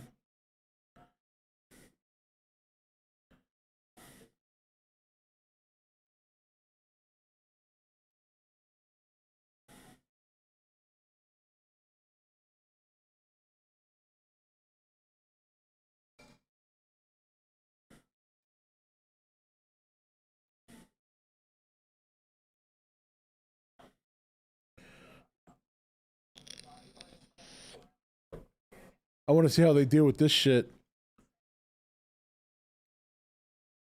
I haven't even seen Fast and Furious 9 yet. It's available for rent, I believe, on Amazon Prime. Maybe I'll check it out tonight or tomorrow.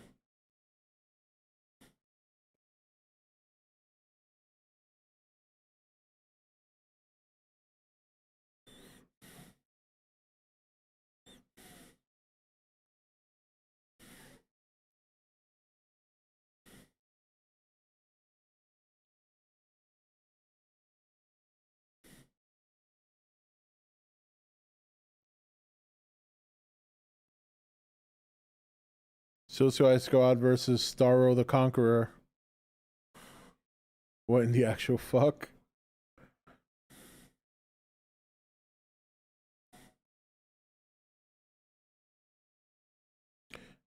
Come on, it's a kaiju. You know that's not gonna work.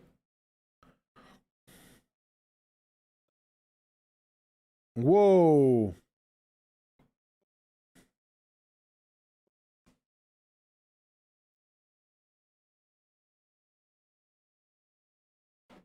Oh, that's a lot of little starfish to take over the world.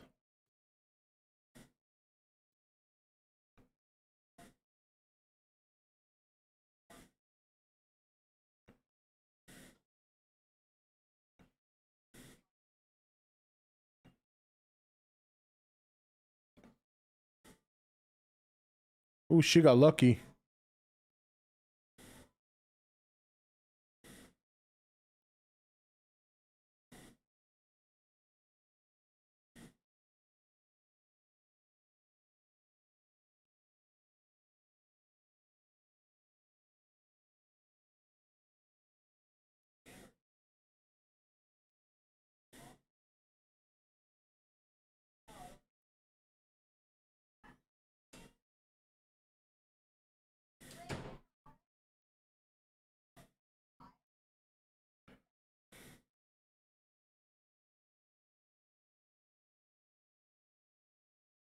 No, they can't. They can't take King Shark's face.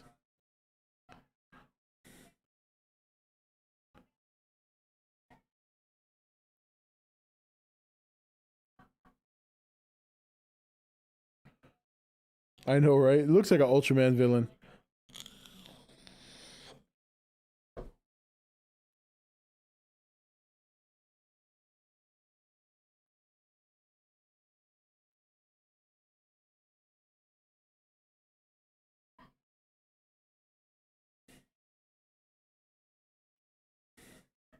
Oh, don't kill her.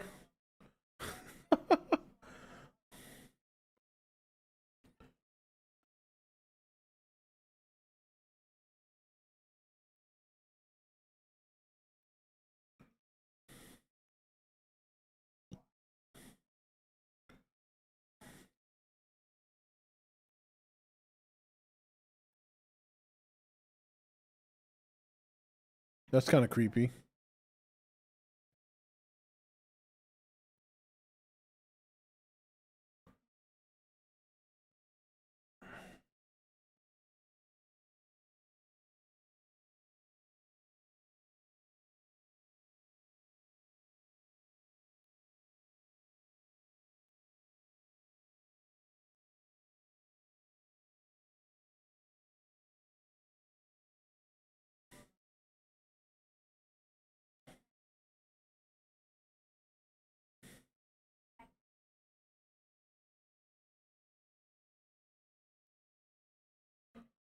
Starro one shots Godzilla. I don't think Starro's even up to Godzilla's kneecap. He's big, but he's not Godzilla big. A starfish holding hands. Oh, they're dead.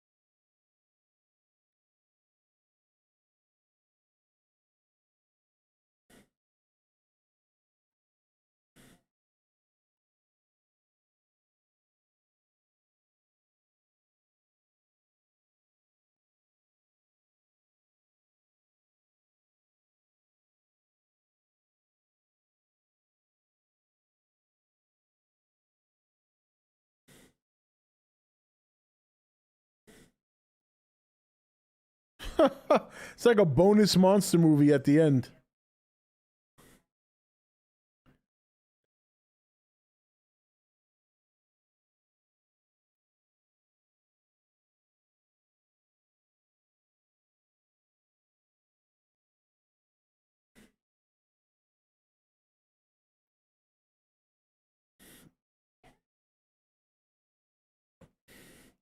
No, the reason this works in this movie is because this movie's not about Starro. It's about the Suicide Squad. Starro's just the end result. Gamera would have to be your main character, which means he has to carry the whole movie.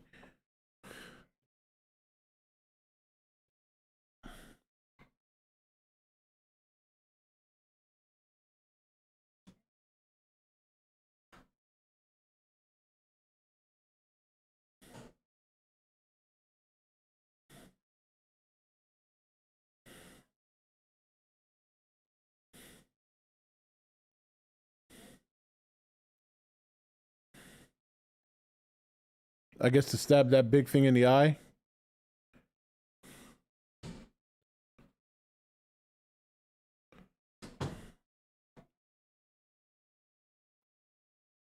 Ooh, don't mess with her.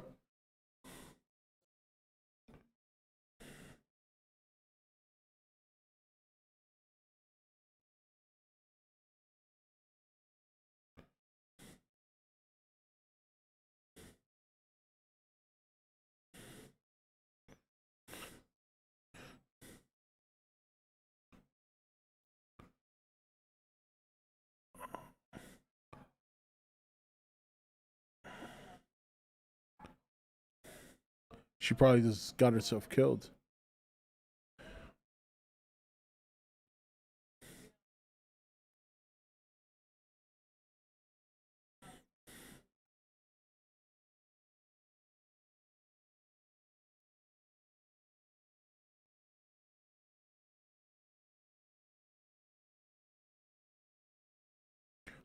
Ha ha!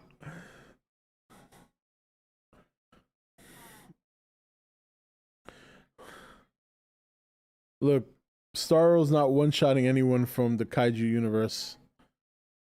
Let's not get ahead of ourselves here. Starro is something actually Godzilla would probably eat.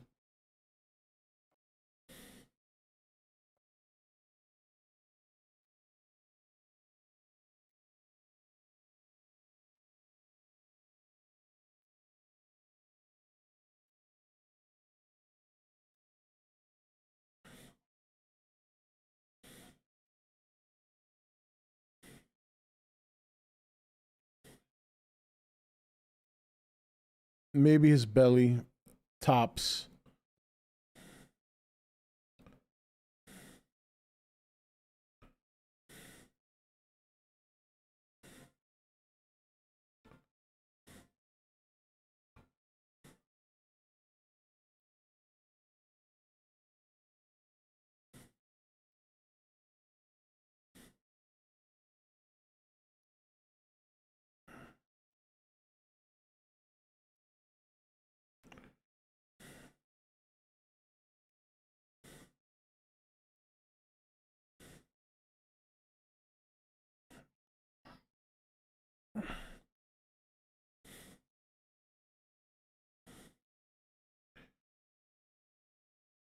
One jump?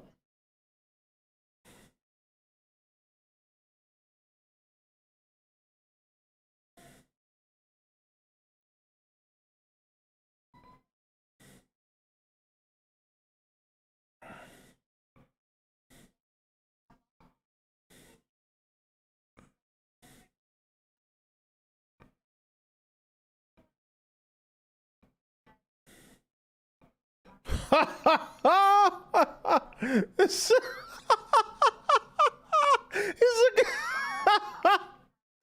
oh, this is too much.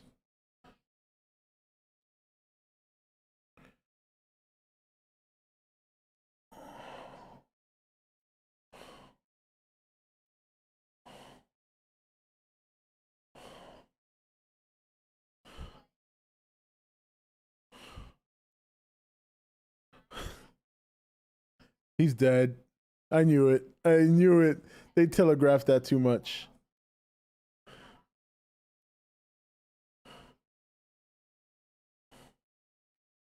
King Shark is chowing down. Oh, King Shark's dead. Whoop. Maybe not.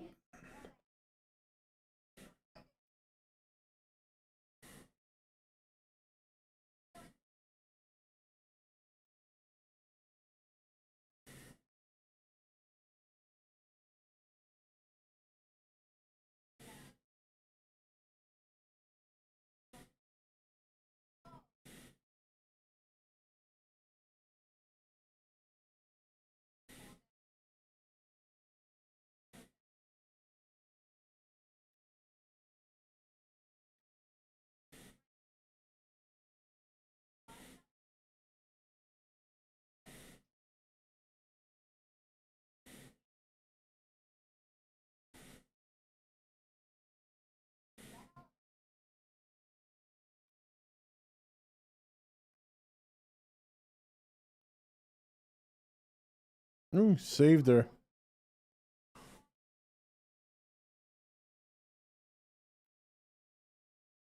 Is she gonna call out a swarm of rats?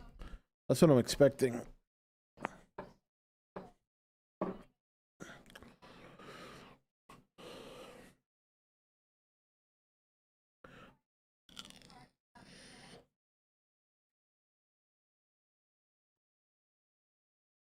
Oh, here it comes.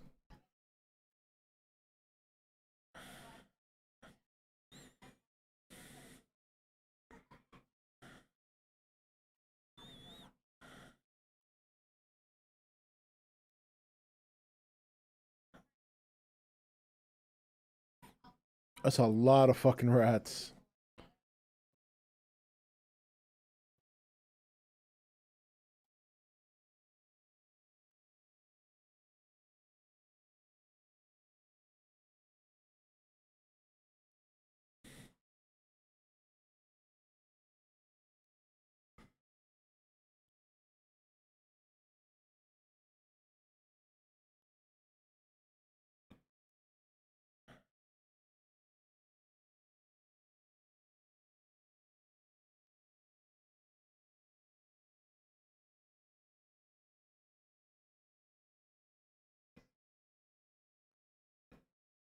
Now, the rats I'd be concerned about if I were Godzilla.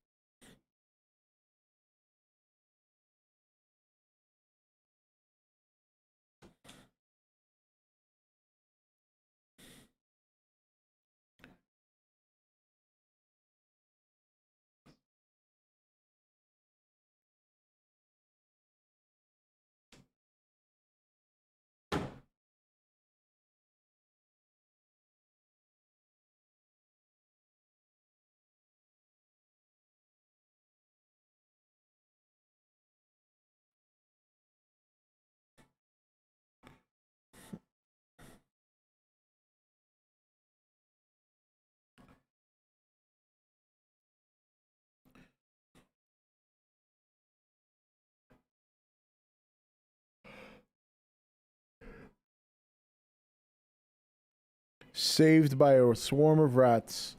Who would have known? And there's a javelin. Whoa! He just swam right into his eyeball.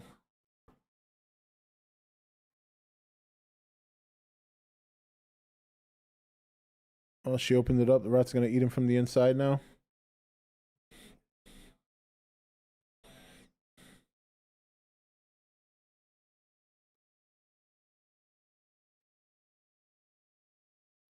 Nope, that's exactly what they're doing.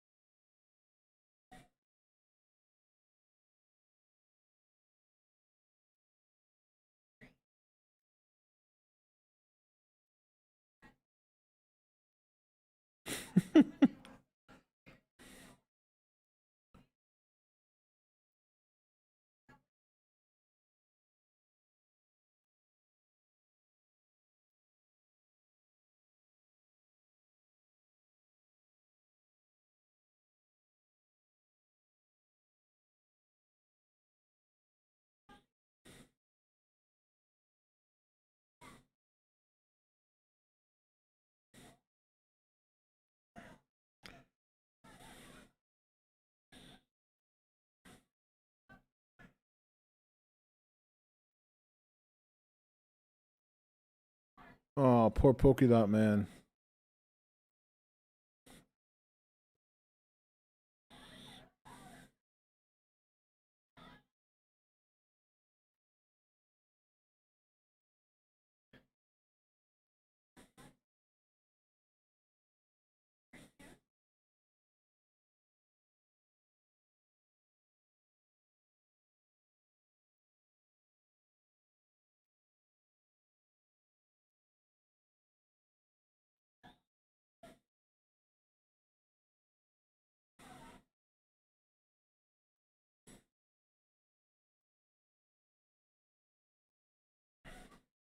Uh-oh.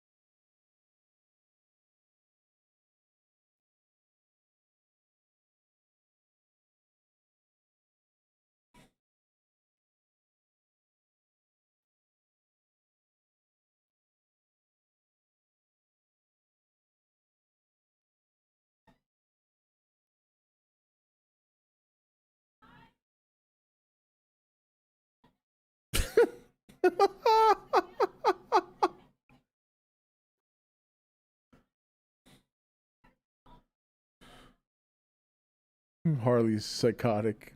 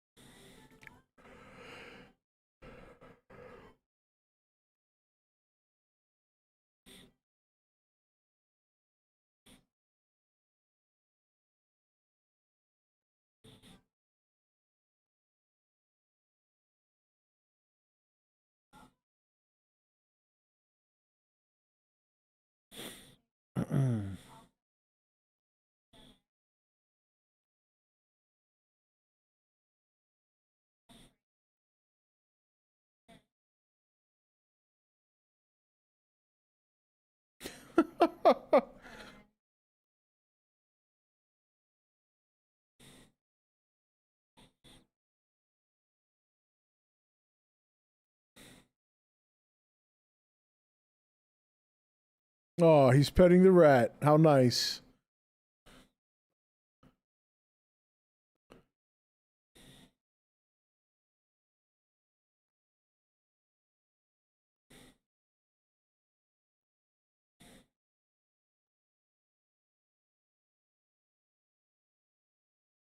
That was really good.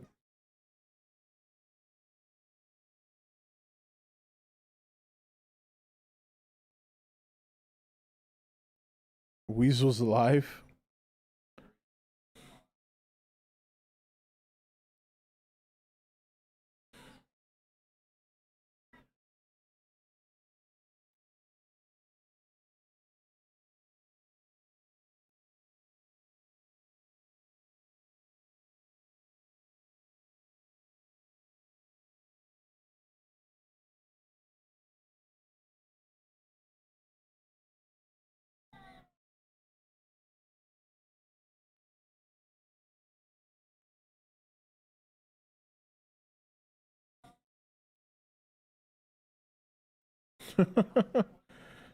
All right, I'm gonna fast forward to the other scene.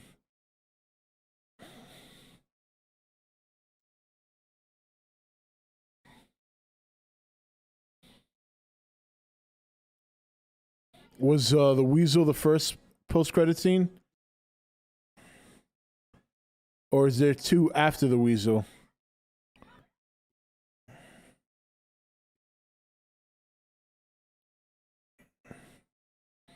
Okay. All right, I'm just gonna go straight to the second one then.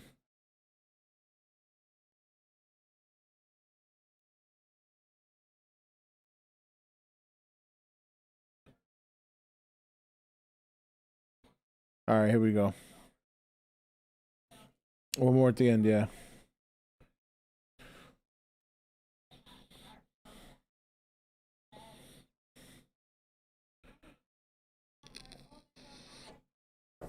There we go.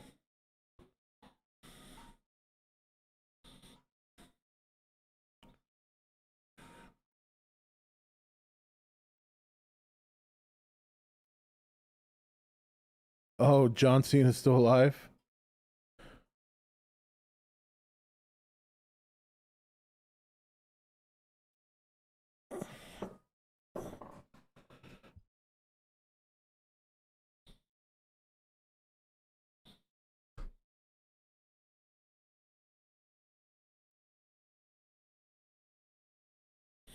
Oh boy, Peacemaker movie? Oh, is that what they're doing? A Peacemaker show? Hold on, you serious? Why does it sound like Captain America music?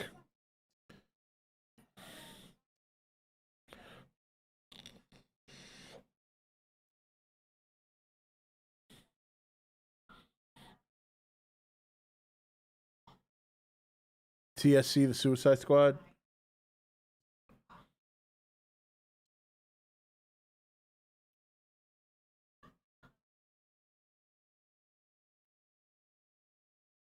It was really good. I liked it. It was really good. Yeah, I watched. Yeah, it said. Well, I watched the whole both end credits, the Weezer one and the Peacemaker one. It's a spinoff. Okay, cool. Well, I gotta say that was surprisingly very good. Quirky, which is fine. I don't honestly. I mean, I'll probably watch it one more time before I do my full review next week. But initial impressions is it was a lot of fun to watch. It was really good. So I don't think I'm gonna have too much negative to say about it. He's already directed some of the episodes. Cool. I am upset about Captain Boomerang though. I gotta be honest. And even Polka Dot Man. I was hoping he'd make it to the end.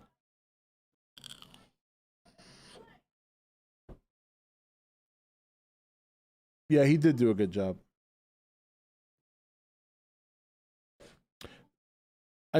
I think professionally as a director, he's really good. Oh shit, that's right. I just got a message from the Apex telling me to put in my hours for next week. Forgot to pay myself. I'll do that later tonight. I have until tomorrow midnight to do it. So, I don't know though. Like John Cena, like he was. I mean, he was pretty good in the movie, but I don't know, man. Can he carry his own show? Is he going to be Peacemaker? I'm guessing he is. Because I also just heard recently he came back to wrestling. The movie tagline was "Don't get attached." Okay, I don't remember that. So he is going to star in it. Okay. Oh, it should be interesting. I think a lot of people will watch it though. I'll say that much. If they keep it in the same flavor as this movie, then he'll probably do well.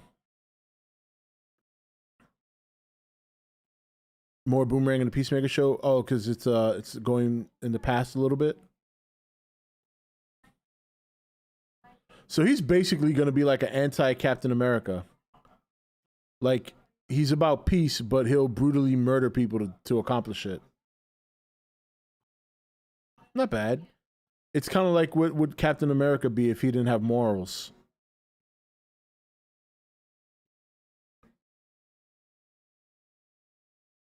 Is it the best DCEU movie? No, I still got to give that to the first Wonder Woman, honestly. But I would say it's certainly up there. Let me see. Let me count off the good DC movies. Let me see. Wonder Woman, Shazam, Aquaman was decent. It's not a big list.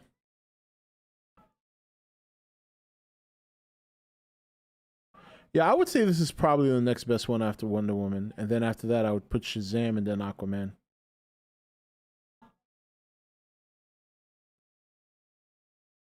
All season 1 episodes are filmed. Season 1 is mainly his origins. I think there are ideas and plans to do season 2.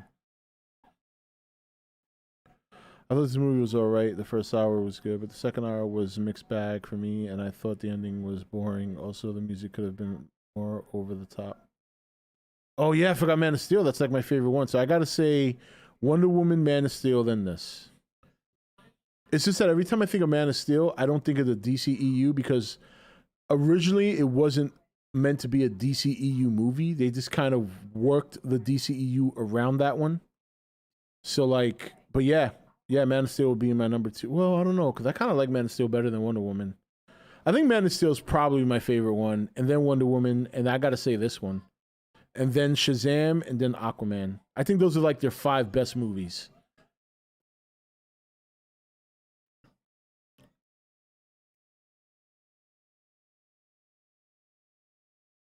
What do you give it on a scale of 1 to 10? I can't really give it a score yet. I want to watch it again. I do agree with James what he just said. The second half of the movie is weaker than the first half. Like those first 20 minutes are solid as hell in terms of comedy. The over the top craziness of what happens on the island.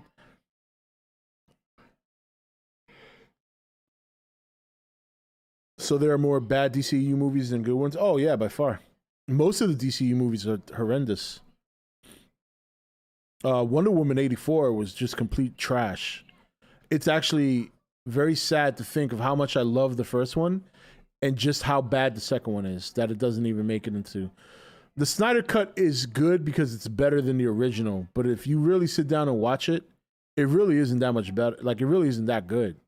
Like, it's like, yeah, it gives more story, obviously, and you get to see where Zack Snyder was going to go.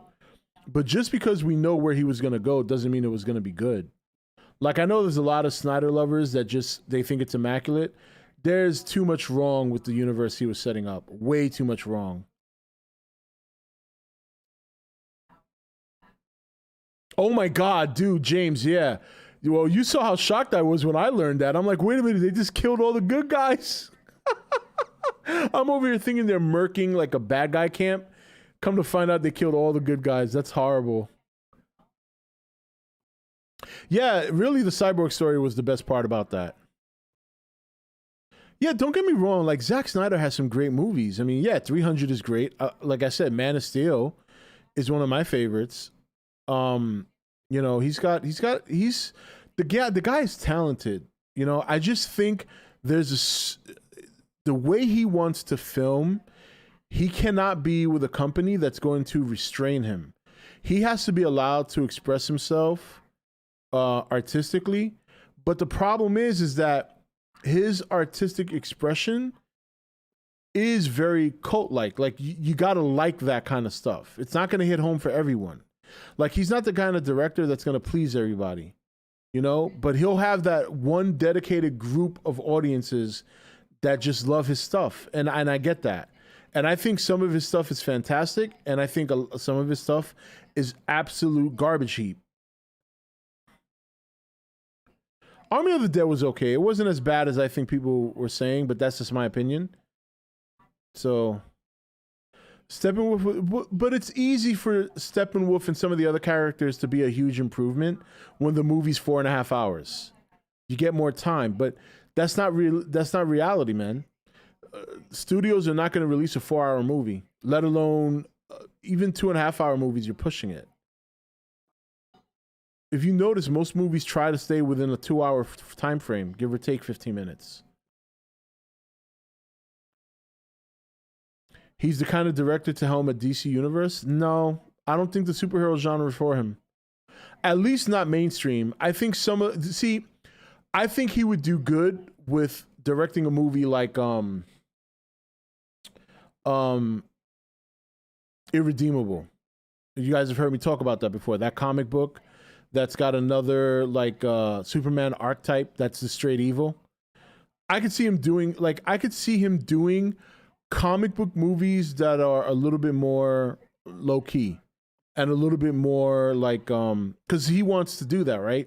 He has a good, he obviously wants to bring a somewhat darker tone. So I think he needs to do some of the more darker, more ambiguous comic books.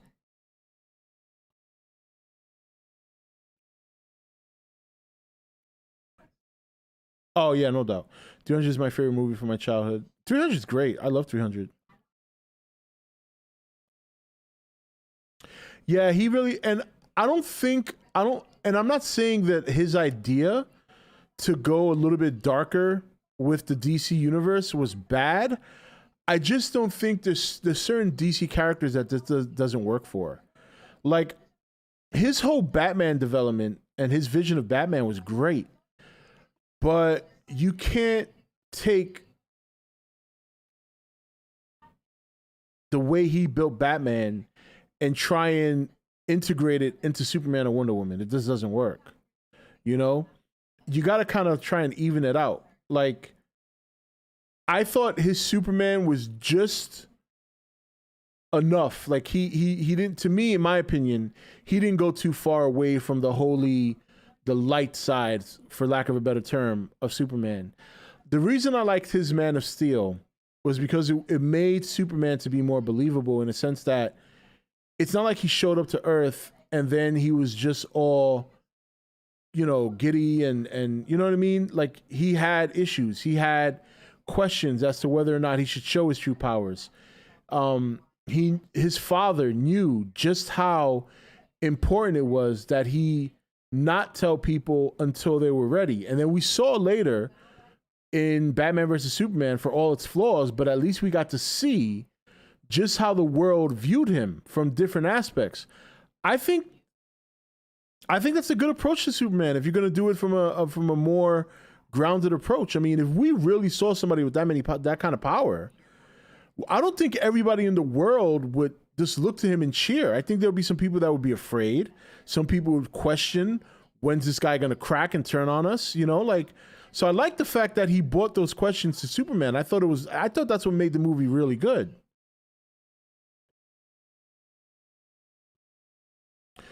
Rob, what do you think about them trying to do the whole Ayer cut thing for Suicide Squad? Oh God, no. My issue with his DC universe is he wanted to set up Injustice without even setting up the DC characters. Yeah, that's another mistake too. But I don't think that's all his fault. I think some of that's the studio. They were trying to catch up to Marvel. I think if you gave Zack Snyder time, he probably would have presented some better.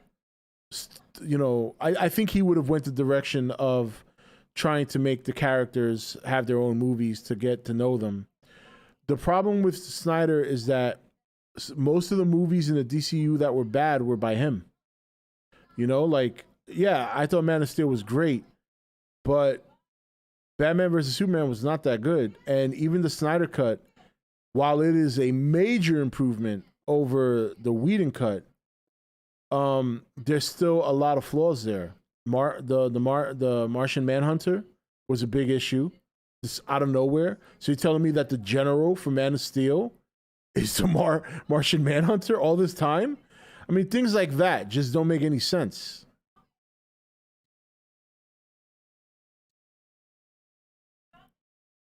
Hell to the gnaw on the Ayer cut.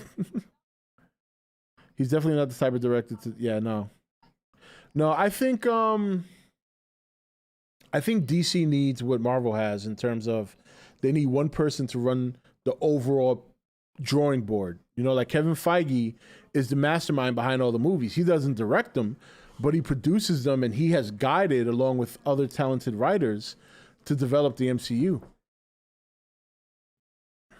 Here, look, I'm a Marvel fan. You guys know that. I am a hardcore Marvel fan. But even I would admit, done right, if done right, the DCEU should be shitting all over Marvel. In no world, look, let's be real here. I read comics growing up, okay? And you guys, if you're a heavy comic, even into comics, if you even know the history, in no world growing up was Captain America, Iron Man, or Thor ever more popular than Superman, Batman, and Wonder Woman. Never. So the idea that they are more popular now, or just as popular now, than Batman, Superman, and Wonder Woman is a testament to not only how good Marvel has transitioned onto the big screen and marketed themselves, but also just how bad Warner Brothers has handled the DC universe. Well, I wouldn't say that DC's better than Marvel. What I'm saying is those characters are more iconic overall. Marvel, in terms of writing and story, surpassed DC probably starting in the 70s. They just had better stories. I think the biggest turnaround for Marvel was the X-Men, because the X-Men kind of what's the word I'm looking for? I'm forgetting the word. Resonated. The X-Men resonated with a lot of people. If anything, the X-Men brought in more minority readers, because even though the X-Men was basically the civil rights movement, but with mutants.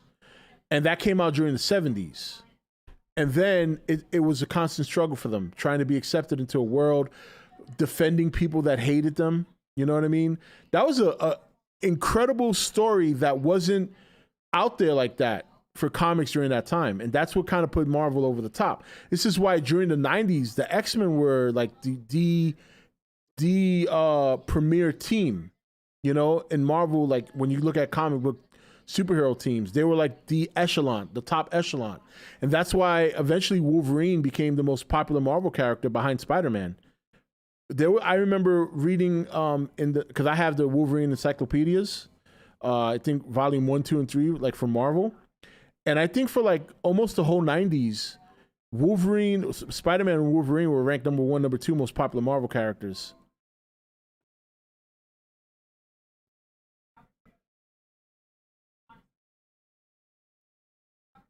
If DC has done it right, their movies, and adapted their iconic storylines, it wouldn't even be a competition.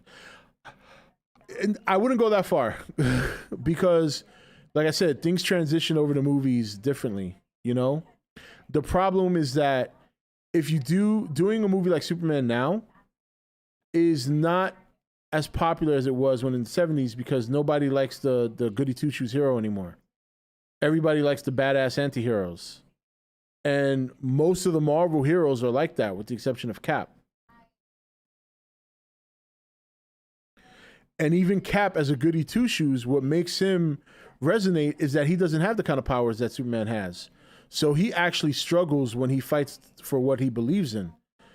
Superman, he has struggles, but they're not as organic as Cap's. You know what I mean? Like, yeah, he's got the kryptonite, but that's something that had to be developed.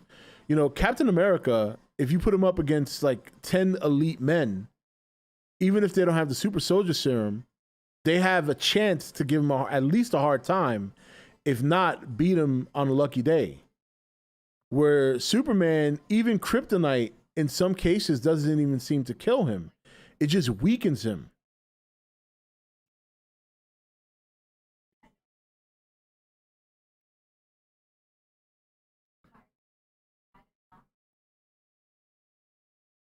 Well, that's what I was talking about, Lee. That's what I said.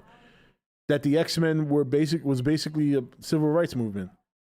But keep in mind, DC, most of the mature DC content didn't start coming out till like the 80s, late 80s. Before that, it was still very, I don't want to say cartoony, but it wasn't as dark as it is now. It's bad because I feel like we need a Superman movie more than ever.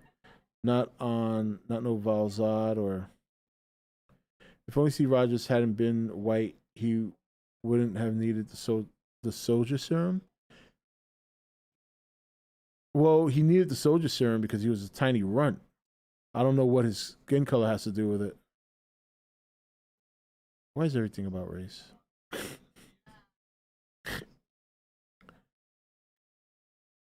Spider-Man isn't an anti-hero. No, but Spider-Man's one of the few characters that's been able to... The reason Spider-Man is popular without being an anti-hero is because he's your everyday Joe. He's not rich like Batman. He's not super powerful like Superman. He's just, his origin story is a struggling student. He doesn't always get the girl. he doesn't always win.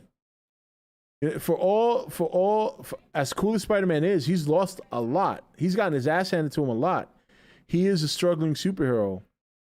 And when you make someone like him come across as your next door neighbor without the costume, people like that. You know, like DC's main heroes are very extravagant. Bruce Wayne is ultra rich because he can afford anything. Superman is all powerful, and Diana is like a goddess. Marvel heroes are not all like that. Most of the Marvel heroes, you know, I mean, yeah, you got Tony Stark. You know, he's rich. He's kind of like their Batman. And then you have Thor as a god. But Captain America is just some dude that got lucky. And even as Captain America, he doesn't have superpowers. I mean, I think we all agree Batman could beat Captain America. You know? I personally think Cap would probably win the majority of their fights because he's got that super soldier edge. But nobody would be surprised if Batman beats Captain America on any given day.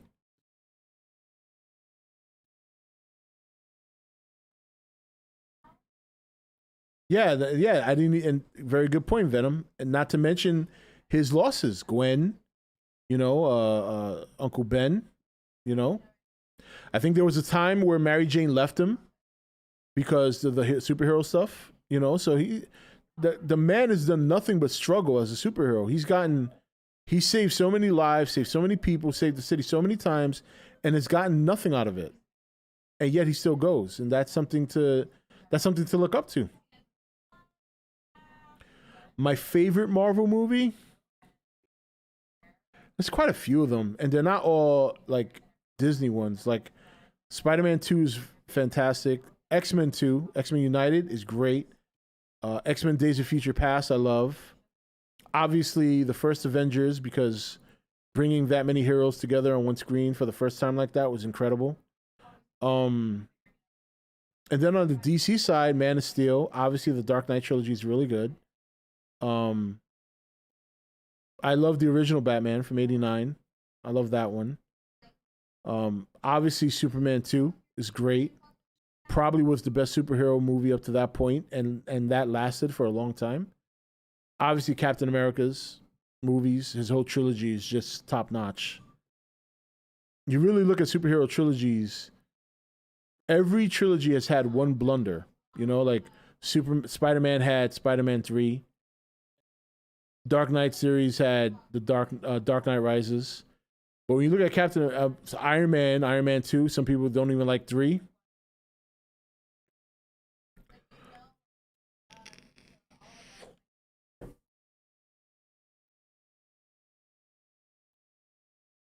Not yet. They're not there yet. But if you look at Captain America's trilogy, it progressively gets better with each movie. Now, I know a lot of people always argue, oh, well, you had all the heroes in the other movie. Well, you know, the story's still centered around Cap. There was still a story to be told there. And when you look underneath all the flashy airport scene, Baron Zemo is actually one of the better villains that Marvel's ever produced, and the guy gets nobody talks about him. Think about it. They've dealt with Thanos, they've dealt with Ultron, they've dealt with Loki, but yet it was a normal human with enough determination because of his personal loss that for at least a time tore the Avengers apart. Like, to me, low-key, Baron Zemo is one of the best villains Marvel's ever had, and he's incredibly underrated. Incredibly underrated.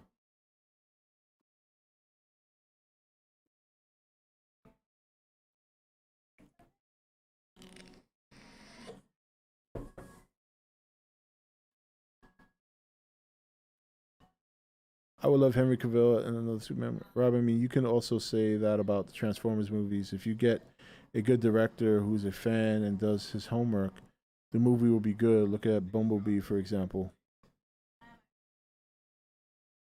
Wait, I can say what about the Transformers movie?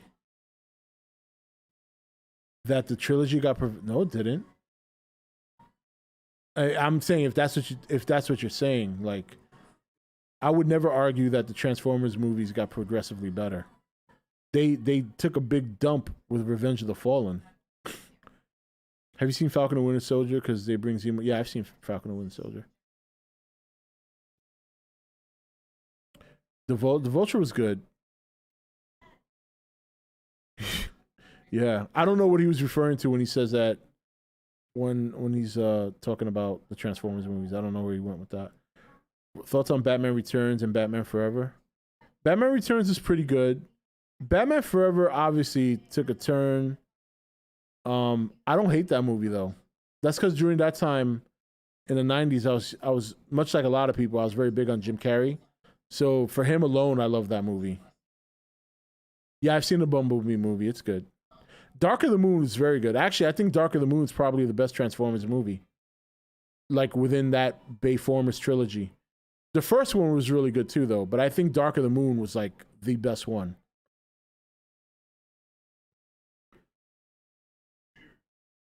Until the X-Men and Fantastic Four show up, I honestly have no more interest in the Marvel other than Spider-Man. Yeah, you're probably not the only one that feels that way. I would take Batman Forever over second Tim Burton film. I would take Batman Forever over Batman and Robin for sure. Shang-Chi looks pretty good. I'll check it out.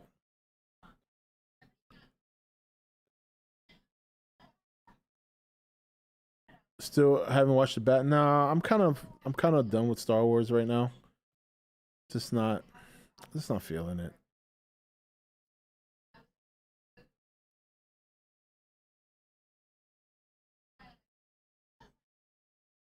Mask of the Phantasm for next Batman film. If you want, I'm kind of done with Batman too. You know what I mean? Like this is too much. You know what I mean? Like in fact, I guess part of me feels like when they decided to make Batman versus Superman, it's like they took away the Man of Steel sequel. You know? So yeah, I saw them. I've seen pretty much all those Disney shows.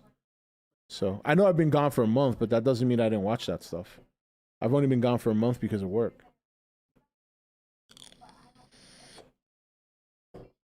I'm hoping the Flash is good.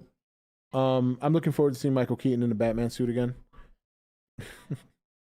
I'm waiting for the MCU to start acting like Vince McMahon and signing all these actors for long-term contracts, even if they don't plan on using them, just to prevent them from going over to DC.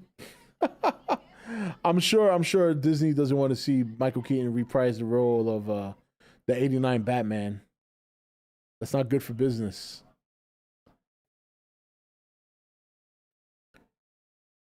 Here's something you didn't know, Rob. China banned the Shang-Chi movie. Yeah, I do. I did know that. And you know what? Good for Disney. They deserve it. Thought I fell down. No, I can get back up. But I don't think Disney is worried when it comes. No, they're not. No, I was just saying it's kind of funny. I actually watched The Bad Batch with my brother, and I have to say it's a decent Star Wars show. Yeah, I know. I'm just sour to Star Wars right now. I just have zero interest. I miss it sometimes, but if I do, I go back and I watch other things Star Wars related. Actually, I watched favorite movie of mine. I hadn't seen it in years, and I watched it again. I don't know if you guys ever saw it. It's called Fanboys. It stars Kristen Bell. The guy from Superman Returns. He actually played. Oh, what's his name? I forget. I can't remember. Like, I know all the actors. I just don't know their names. You know what I mean? But if you want a good, like, meme Star Wars movie, like, not Star Wars movie, but it's basically just about a bunch of guys that love Star Wars so much that they want to go to Lucas Ranch and try and steal a copy of The Phantom Menace before it comes out. It's really, really funny. I like it. Seth Rogen has a cameo in it. This is when Seth Rogen was actually funny. It's really good. If you haven't seen it and you get a chance, watch it. It's called Fanboys.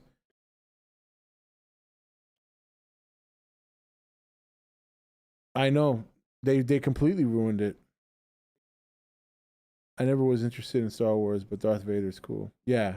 Well, everybody loves Darth Vader.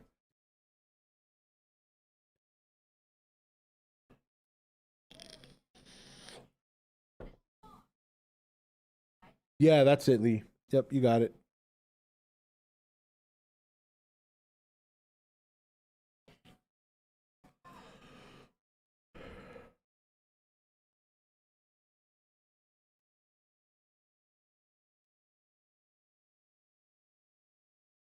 Yeah, I think Marvel's going to start tapping into that market though. They're going to start off with Deadpool, and believe me, they're going to try and find a way to integrate Deadpool with other possibly R rated.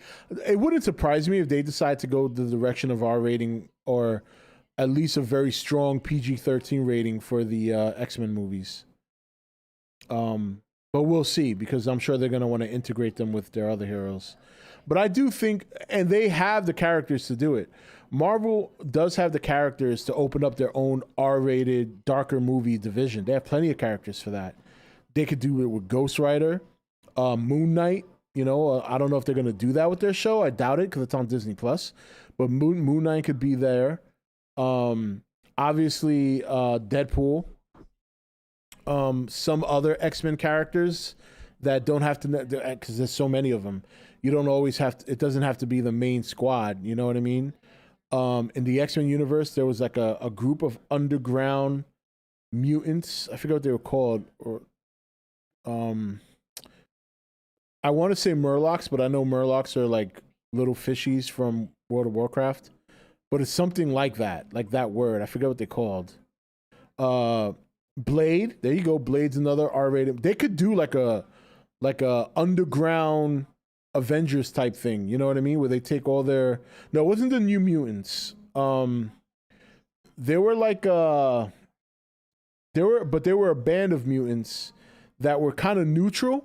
Like they weren't part of the Brotherhood, but they weren't part of X-Men of Professor X's school. They were just like, they just lived in the sewers and wanted to be left alone. But no, it wasn't the New Mutants. The New Mutants actually had a lot of members that were, some of which eventually became X-Men. Like Colossus was a New Mutant before he was an X-Men. I think Jubilee was as well. Because they did come later. Like obviously Colossus and Jubilee did not start off with the original X-Men. Even Wolverine didn't start off with the original X-Men. The original X-Men were Jean Grey, Cyclops, Beast, and Storm. I believe. No, I don't even think Storm started with them. It could have been Storm, though. I know it was Jean Grey, Beast, and Cyclops that were the originals. And then much later, you got characters like Gambit, Jubilee, Rogue came much later. Wolverine came much later. You could probably make an X-Force movie R-rated. Yeah, that's perfect, James, right there. You have Cable, right? You have Bishop, Banshee, right? Those are all X-Force characters. I have the very first comic for X-Force too. I should break it out one day and show you guys. Cyclops, Jean, Beast. Yeah, Angel, Iceman, Professor X. Yep. There you go. And then Storm and some of them come later. Iceman was also one of my favorite X-Men too. I hated that he didn't get enough play in the Fox one. So yeah, there's a lot of characters that they can go a darker R-rated division with. Whereas the comic, I have a whole trunk full of comics from when I grew up. So I've shown some of them on stream before, but not all of them. But I showed quite a bit of them on stream before. Yeah, and I think they also made Iceman gay. Like he's like gay now too. Why did you like Iceman? He's just really chill.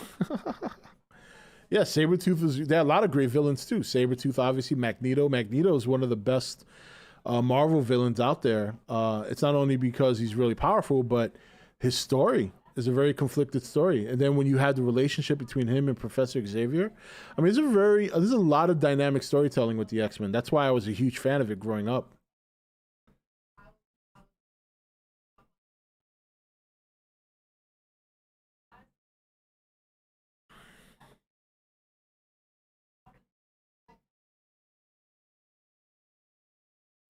Well, Monkiki, do you ever get an opportunity, if you're still into reading comics, read the X-Men, man. There's some great stories. I heard a rumor that Denzel was going to be Marvel Magneto. That'd be weird considering Magneto's, a Holocaust survivor.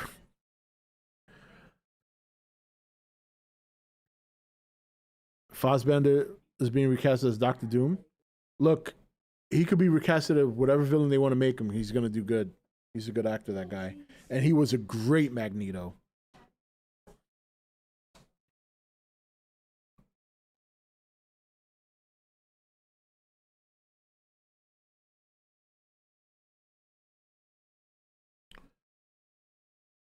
All right, yeah, we'll talk a little Godzilla in a few minutes.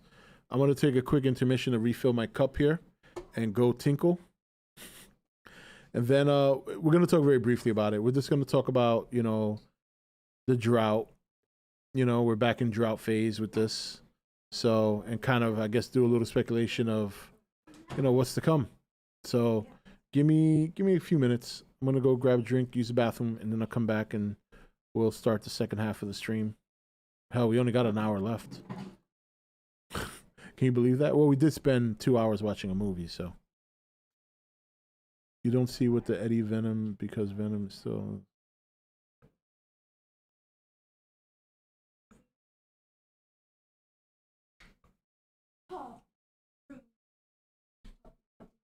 And Dad, Like, what are you eating? hot dog. There's taste.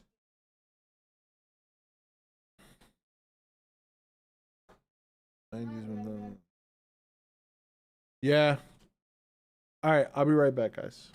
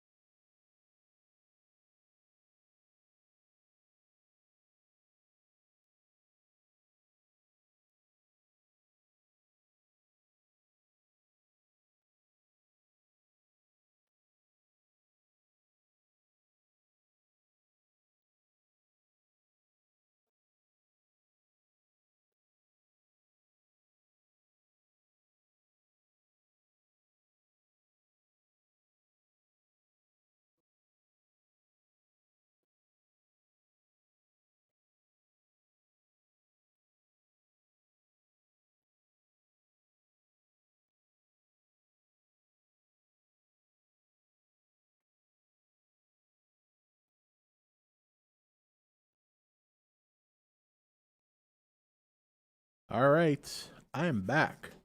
Yeah, we're gonna do nukes in a little bit. Hey, I have a question. I want to make sure I'm not missing anything crazy here. After, it's just off topic here because I know we're about to talk about Godzilla briefly. Then we'll jump to an episode of Nukes. But I have a question about Dragon Ball. After the tournament, that universe tournament where they fought, what's his name? Jin something? You know, the one where he learned Ultra Instinct. Has there been any Dragon Ball since then? Or was that the last series and then they were just waiting for another one?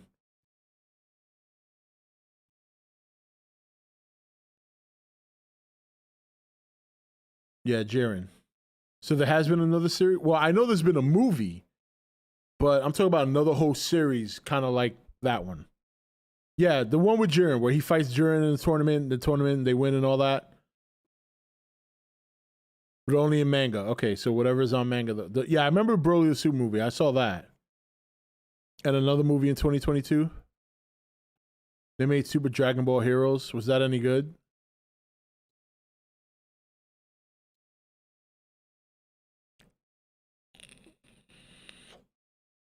So Dragon Ball Superheroes, the series they made after the tournament. Oh, it's in the works. Okay. So that's the next series to come out. Is Dragon Ball Superheroes. Superhero.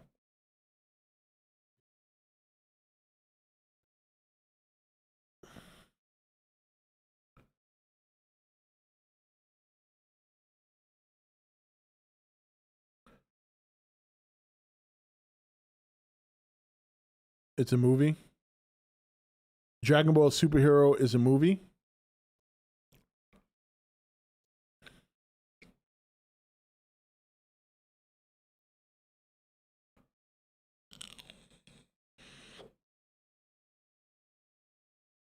Okay, but there's no long running series that's coming. Like we had with, when we had Black Goku and then that eventually led into the tournament and all that. In the manga, okay. All right, I just wanted to know. I miss watching Dragon Ball. I was thinking about that the other day. I was like, I want to watch, because I want to watch that whole saga again with the Black Goku and all that leading up into the Ultra Instinct and all that. So I'm probably gonna buy the whole thing. All right, Godzilla. Rob, didn't you say you were going to talk about He-Man yesterday? I was going to do a video about it because I really have nothing to say because I didn't really watch the series. I watched the first episode and then I stopped. And I was just going to share my opinions about the episode in a video.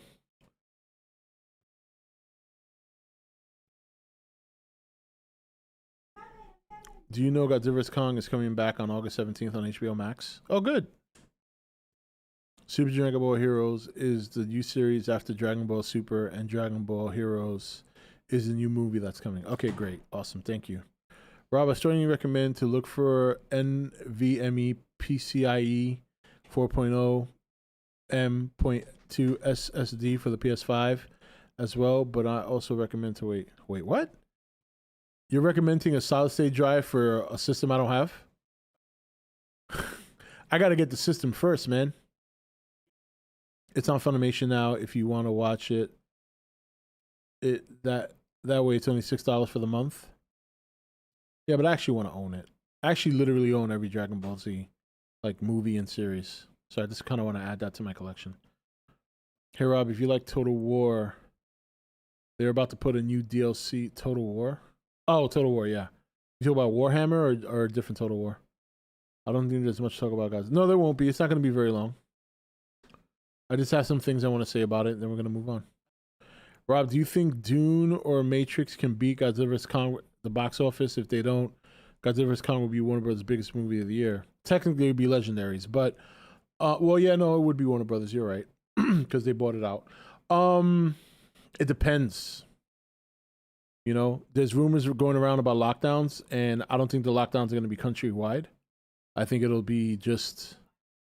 Because there's just some states that are not going to do it. They're just not going to do it. You know? And the federal government technically can't interfere with state government. Like, governors are basically presidents of their state, so they ultimately have the final say. They can get recommendations from the federal government, but the federal government can't impose it. So with that said, I don't think we're going to get full lockdowns here. If we get partial lockdowns, that's going to affect the box office a little bit. So we'll see. We'll see what happens. You know, if there's no lockdowns, then theoretically Dune should beat them at the box office. Matrix, not sure. You know, I mean, I like the Matrix. I don't know if there's that many people out there remaining that have any interest. I still, to this day, believe The Matrix should have just ended with the first movie. They didn't need to make sequels. So I don't know what a fourth movie is going to do, honestly. They're using the new Delta variant to scare people and setting up another lockdown. Yeah, but that's the good thing about living in this country. There's checks and balances, and not all states are going to go for that. There's enough evidence out there showing that while this Delta variant is just as infectious as the original variant, but the amount of deaths is far, far, far less. Far less. Like, a lot. Like, people are getting sick, but nobody's dying, basically. I mean, there's some people that have died, but not to the degree that they did last year. Not even close. They need to drop a trailer for the new Matrix movie. Yeah. It's just that when they do have stock, just so you know that I maxed out my storage. So if you're going to get all or most of the first party games for PS5, I recommend to look for one because of a low stock. I think probably the only few games I'm going to get for it when I get it, if I get it, because, you know, like I said, while I'm leaning towards paying the extra money to get one, I'm not 100%, I haven't 100% sold myself on it. You know, I mean, I have the money, I can get it. I just don't know if I want to do that. You know, plus I still want to get a Switch, which I still haven't pulled the trigger on that either. The sequels blow ass. I think the new Matrix is going to be all flash and no substance. That's what I'm afraid of, Lee. You know, I'm kind of with you on that.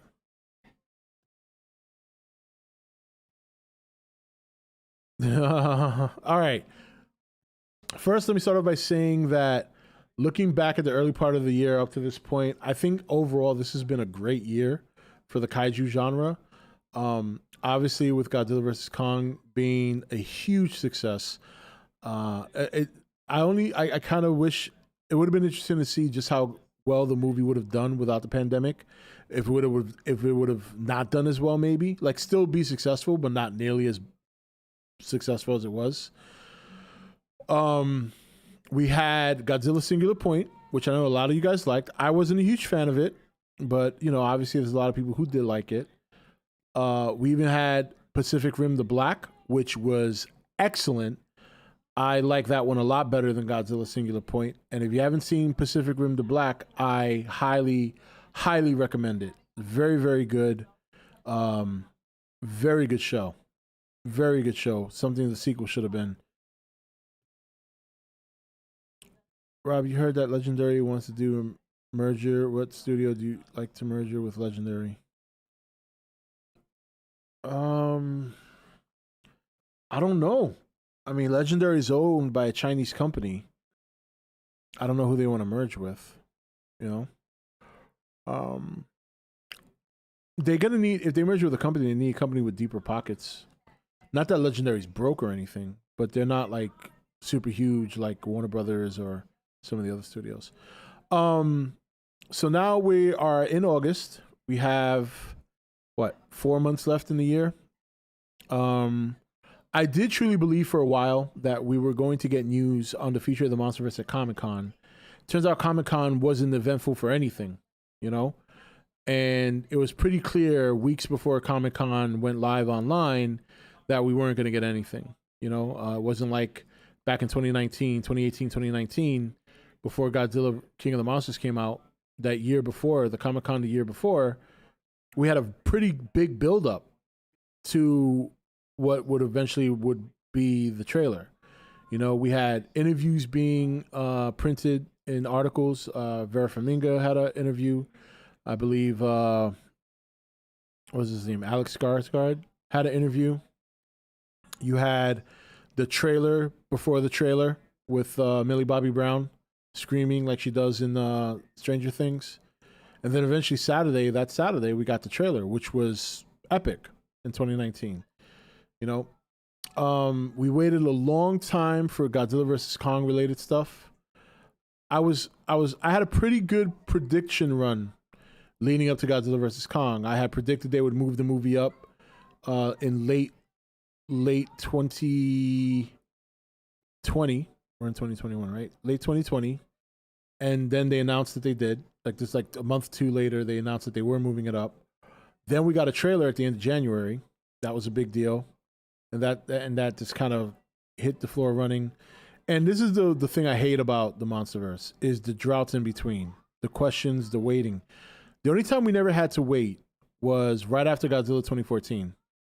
They announced that weekend, the end of that weekend it first came out, that they were doing a sequel.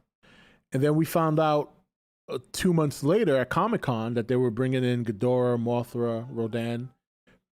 And then we got the Kong Skull Island movie 2 years later, and then eventually Godzilla King of the Monsters.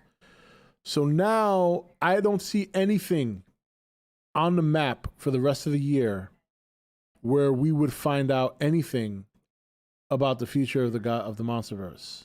You know what I mean? I personally still think it's ambiguous what's going to happen in the future because they released a couple of media videos and banners that kind of leave you wondering. Like, I know, like, it depends how you look at it, right? Some people looked at it as, yeah, we definitely have a future. And I was kind of 6 to 1, half a dozen to the other. Then we had that piece in the book, the art book right there behind me. You guys remember we read that on a stream once. Made it sound like they have a lot of plans for the future. Then you have, I think, Max Bornstein recently said something about the future. But it's like until you get that official word, you just don't feel comfortable believing that it's going to happen. You know what I mean? So, you know, it's tough going a long period of time without talking about the Monsterverse or Godzilla. But really it's the dry spell that I dread. Now, it's kind of bittersweet, right? Because the dry spells I used to be used to were anywhere between 5 to 10 years, right? So I saw all the Godzilla movies I could see growing up, and I had to wait till 1985 to see Godzilla 1985. Before that movie, I hadn't seen a Godzilla movie or a new Godzilla movie for like 4 or 5 years. Then after Godzilla 1985, even though they did Return of Godzilla 5 years later, I mean, they did Godzilla vs. Biollante 5 years after Return of Godzilla in Japan, because of 84, then it came out in 89. I didn't actually see Godzilla vs. Biollante until I accidentally ran into it on cable in 93. So it was 8 years between seeing Godzilla 85 and then seeing Godzilla vs. Biollante. And then, of course, you had the 10-year gap from Godzilla Final Wars into Godzilla 2014. So I guess in some ways, you know, I don't know how long this next gap's going to last. You know, I mean, I know after 2014, we waited, 5 years for King of the Monsters? And then we waited, 2 years for Godzilla vs. Kong? And for some reason, those 2 years felt like an eternity. Then there's the whole Toho thing, which I'm afraid that we're not going to get any Toho Godzilla movies for a while. Because from what I understand, they're locking down over there again. And Toho had already lost a lot of money during the first lockdown. I was saying this yesterday, and I kind of want to elaborate on it. I do think that might be a blessing in disguise if you're a Monsterverse fan. And I also think it means that Toho will probably focus on smaller Godzilla content. Like, obviously, season 2 of Singular Point might be a focus for them. So I do think Japan locking down again, if there was ever any question as to whether or not they would renew a contract, it might be in Toho's best interest now to renew it, because they're still going to get the same deal. Well, if Legendary agrees to that. And they would still bring in money, even if they're not making a Godzilla movie. If MonsterVerse keeps getting created by Legendary, Toho still gets 100% of the profits when that movie shows in Japan.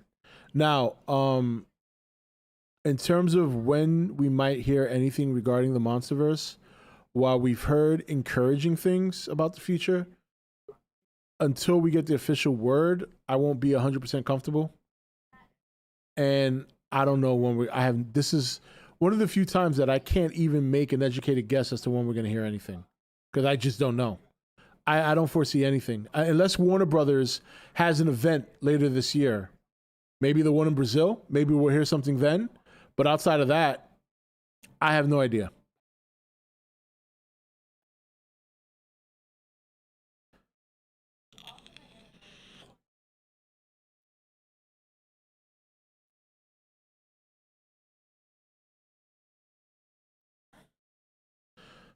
That's not true, Lee. What the agreement was that Legendary or Toho cannot release a Godzilla movie in the same year. So, like, you had Godzilla 2014, then you had Shin Gojira in 2016. They could both do Godzilla movies. They just couldn't release it in the same year because obviously they don't want to compete with each other. Do you think we're going to wait super long again? I have a feeling it wouldn't surprise me if we don't hear anything the rest of the year. I'll put it that way. I think they should release an extended cut. Godzilla's Kong cut is too short for my fancy. That might be the best thing for them to do if they wanted people to wait. There is that in-person Comic-Con that I believe is happening in October. You talk about New York Comic-Con. Yeah, and I know that one's in person because my sister's going. I'm willing to bet on later this year, New York Comic-Con or next year's Comic-Con, we will hear MonsterVerse news. They might drop something, the Godzilla 67th anniversary this year. I'm going to say no to that. I feel like people say that every year and nothing ever happens MonsterVerse related for Godzilla's anniversary. Never. As far as I can recall, that's always a big talking point every year and nothing ever happens.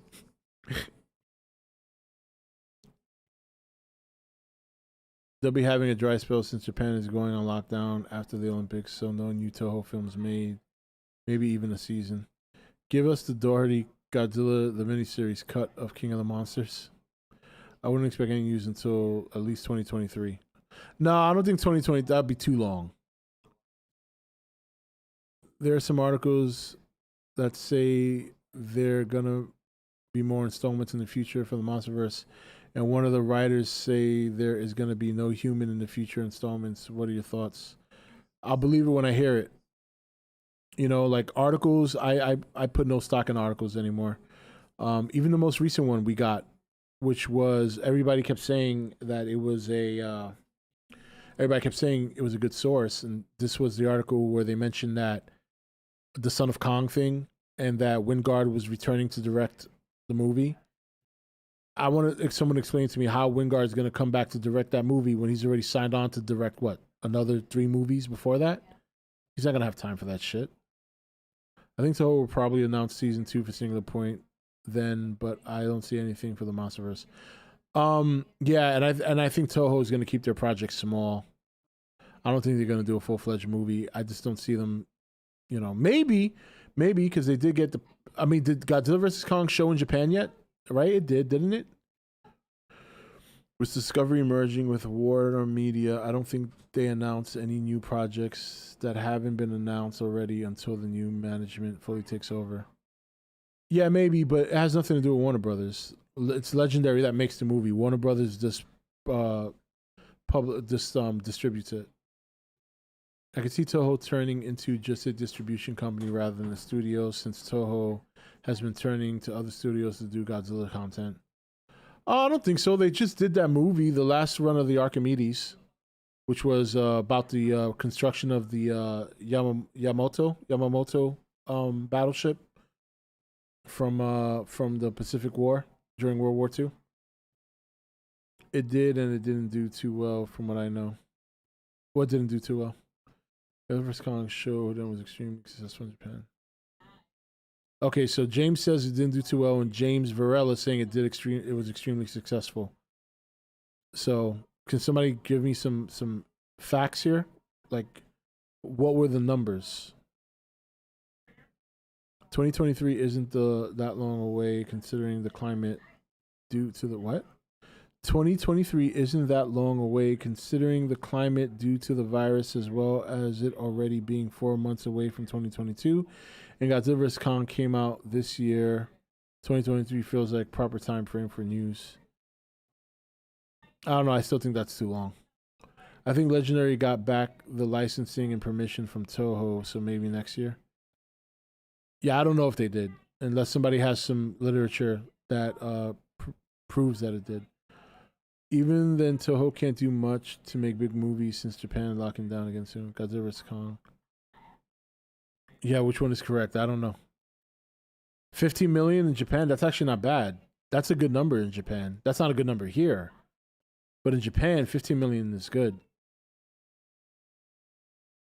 I'm pretty sure Adam Wingard said he would release a deleted scene with Kong in an interview. Maybe. Yeah, I think it might be the Giovanni. From what I saw, it only did a couple of million, but my source also stopped reporting on how much it made in Japan after a little bit. Well, 15 million is the initial number that we know. That's actually not bad in Japan. 15 million is actually good out there. Gotta remember, that country's not nearly as big as this country.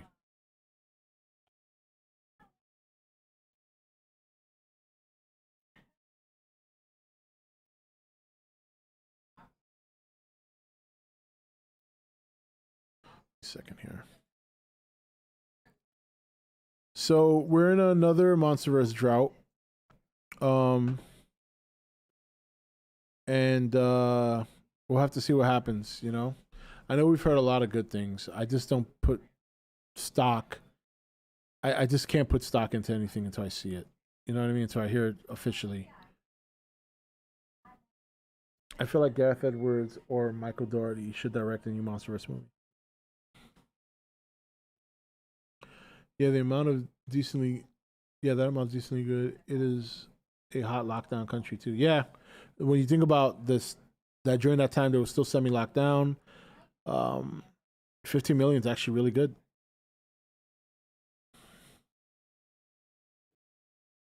I'll take your entire stock. What? Walmart is having some walk-in for PS5 purchases, but it's random, but has been frequent. But I don't know what states or cities. Yeah, I'm not gonna try and search for that. I just think I need to accept the fact that I'm not gonna be able to order one online unless I just pay more money. I'm starting to come to that conclusion, and it kind of hurts. It's fine. I can wait another year or two for the next movie. Oh, yeah, I can wait for the movie. I just want to hear something already. Once I know what's happening, then I can be patient. It's not knowing with certainty whether or not we're getting another one. I feel like we are. I feel like we will, but I just want that confirmation, you know?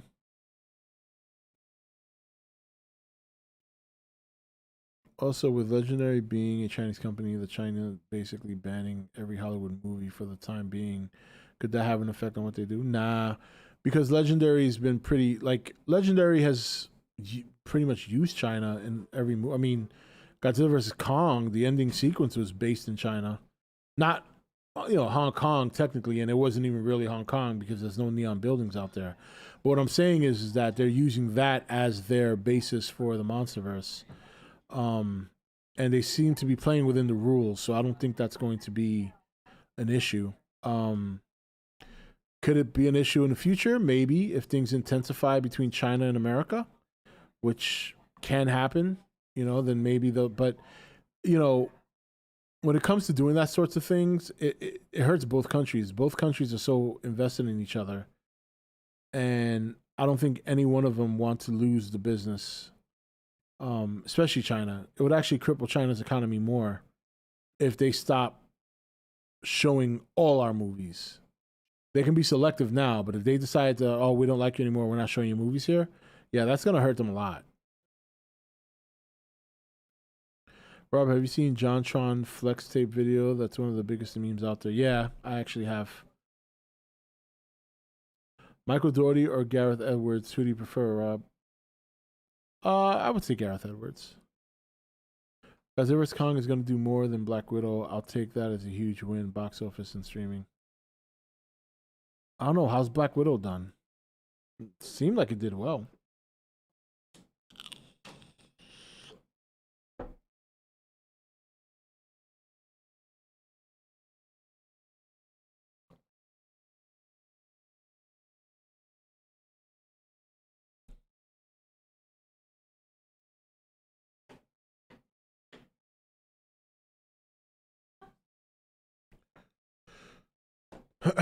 They didn't show Black Widow in China?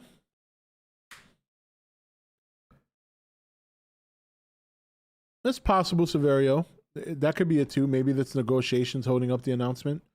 Yeah, that's definitely not out of the realm of possibility.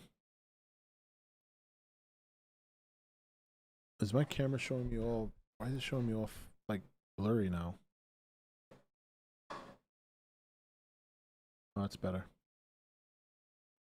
Well, I don't think they're completely banned. I know they banned Shang-Chi.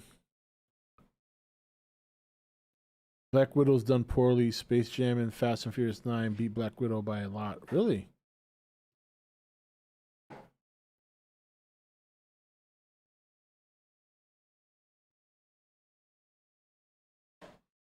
Let me see. I'll find out right now.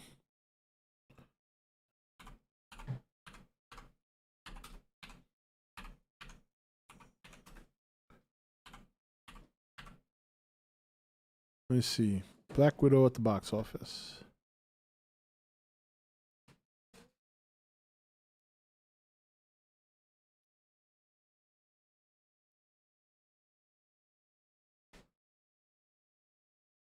Oh, that's not the website I like.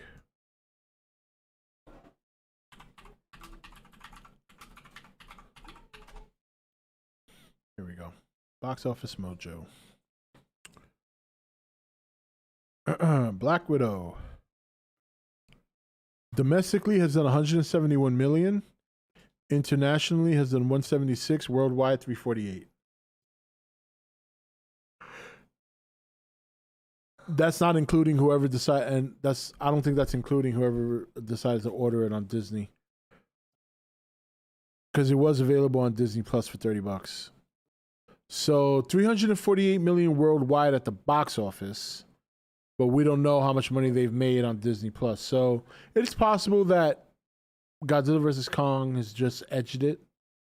You know, I mean, Godzilla vs. Kong did what, 4 something? Did they ever hit 4? I thought they hit 4, like 405 or something like that. Let's see. Hold on one second. Here we go.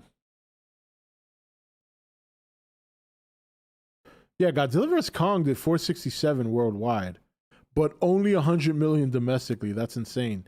Did 366 million internationally. So, yeah, it needs a good over 100 million to beat Godzilla at the box office. Fast and Furious. Fast and Furious did 644 million worldwide.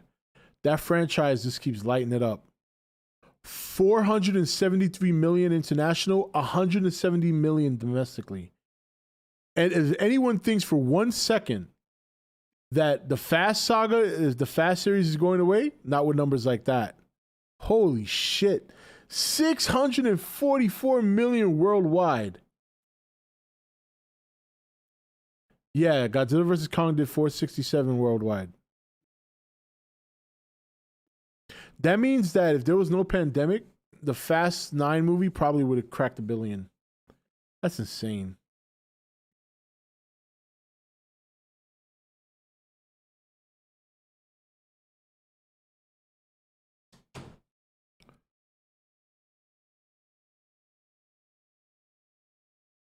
Did bad domestically. It did $170 million. That's not bad. 170 million domestically during a pandemic? That's not bad, dude. That's not bad at all.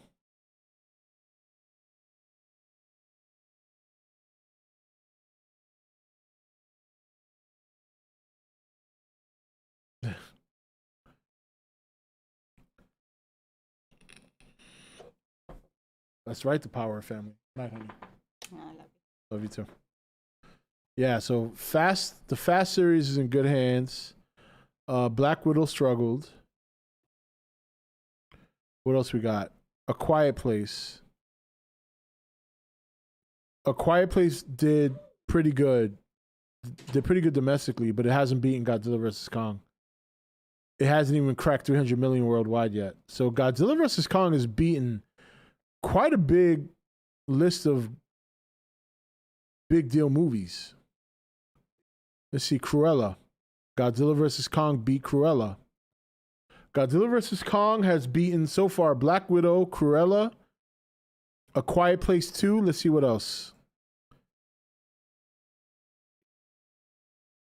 Space Jam. Oh my God. Do we even want to look at Space Jam?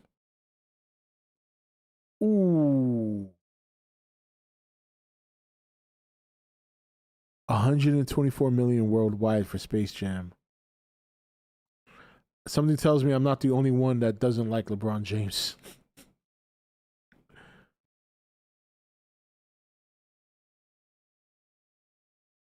Wow.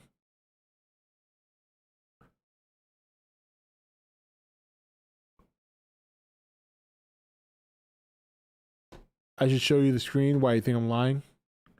Just go to Box Office Mojo. You just watch the same shit. Yeah, I'm on Box Office Mojo. Just go there. You'll see it.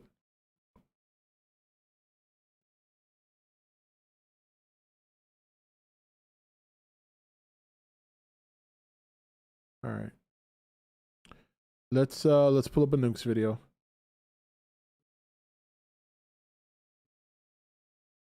That movie was trash and I didn't even watch it. We should probably watch it.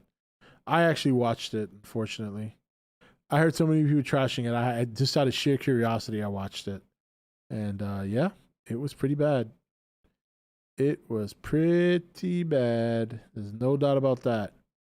All right. Let's see here. Let's go to Nukes. Nope, hold on. Not there. Nukes.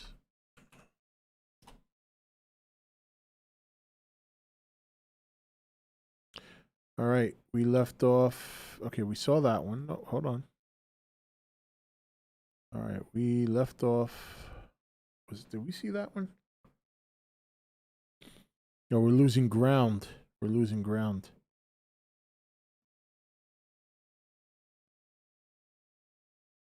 I think we saw this one, but I'm not 100% sure. Let me see.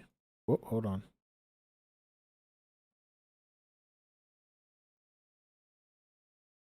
No, we didn't see this one. Yeah, we didn't see this one. Okay. All right, let's kick it off. This, go do that. Raise the volume. It's a little too loud. All right, we're gonna end the night with a Nukes video, and then yeah, top 5 box office bombs caught on camera. All right, here we go.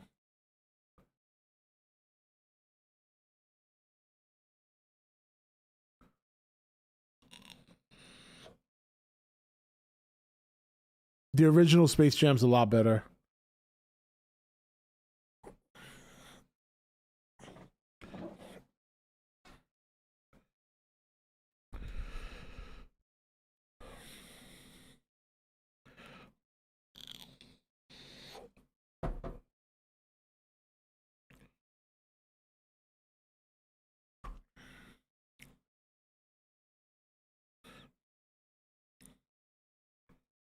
Oh.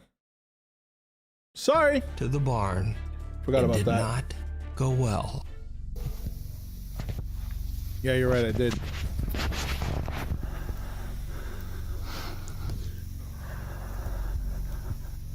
It's back. Did I not turn off the delay?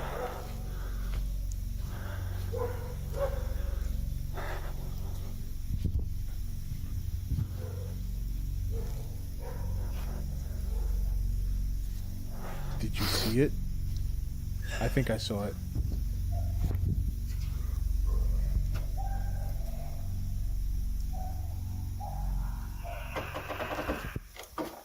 What the hell? No, there's audio. You can't hear it now? I just turned the audio on.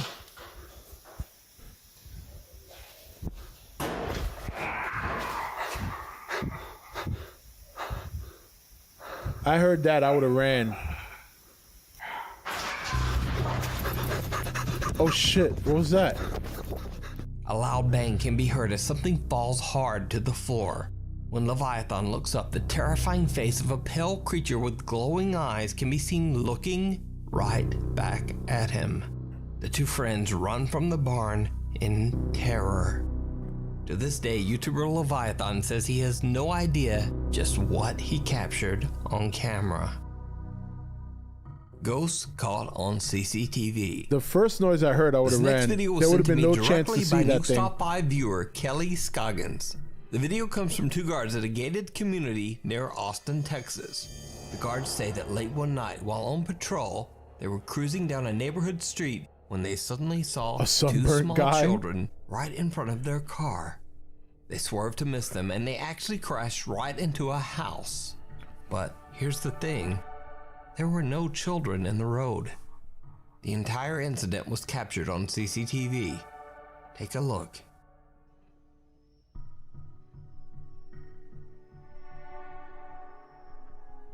Oh shit.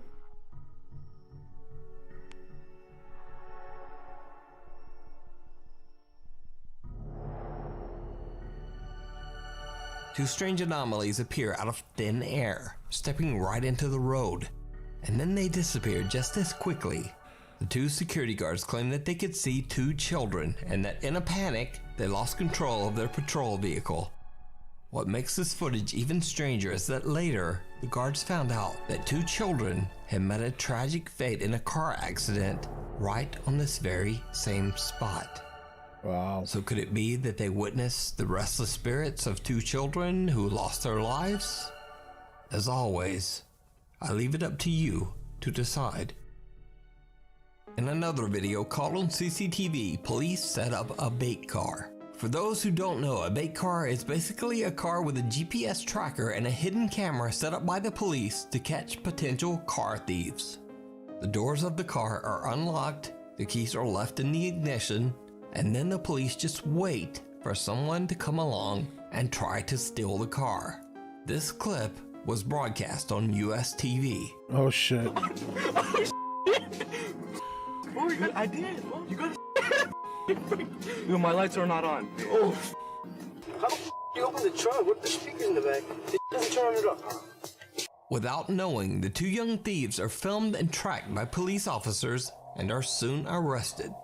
However, when the footage was uploaded to YouTube, shocked viewers were quick to point out that the two young men might not have been the only ones inside that vehicle. Oh.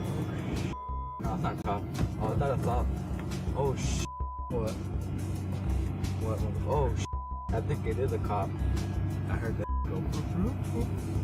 Nah. Yeah, fool. That's why I said, what the f? It is, fool. Nah. Yeah. Oh, look at that. You're making me She looks naked too. My boots are all big. Hands up!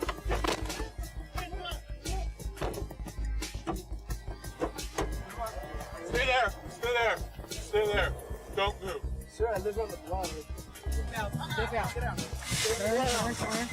Stand on your head. Stand on your head.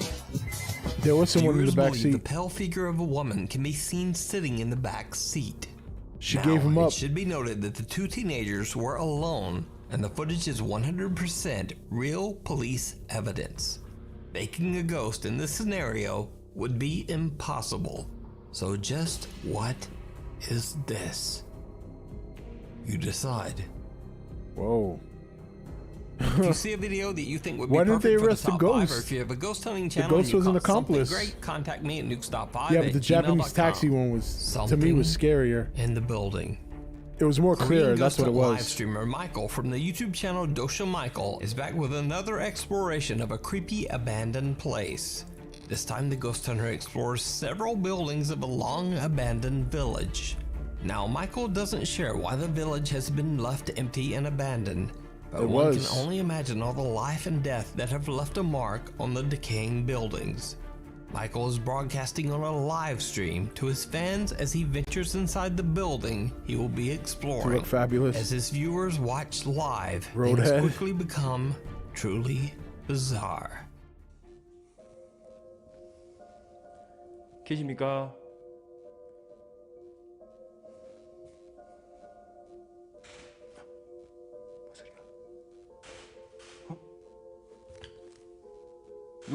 누구세요? 잠깐.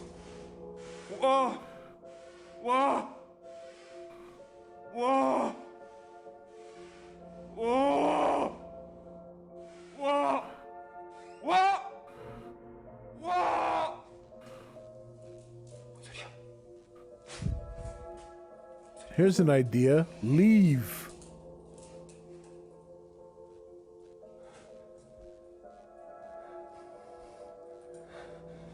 누구십니까 혹시?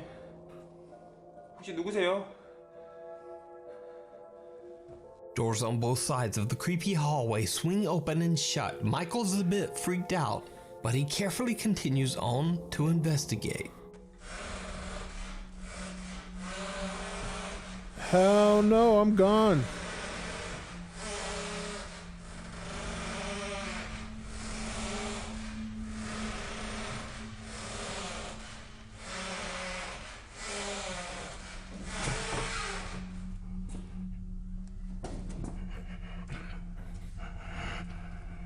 Yeah, I'm not staying there. Somebody's blowing their nose.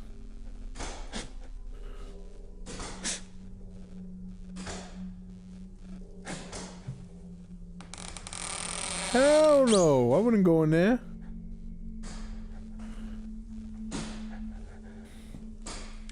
You are tripping.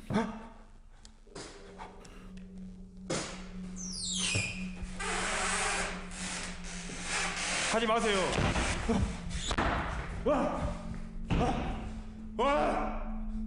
여긴 내가 낄 자리가 아닌가? 여긴 내가 낄 자리가 아닌가? When Yeah, Michael finds I'll just himself a bit leave. confined in a small, cramped room, he decides he has just had enough of the creepy doors and makes a run for it. After gathering his courage, the ghost hunter decides to explore the main building of the abandoned village. Whatever presence seems to be haunting the small town, it seems it is not done with Michael just yet. Screw that. 계십니까?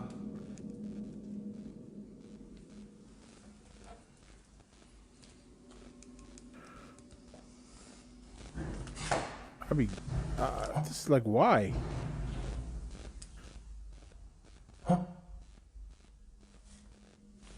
뭔 소리야?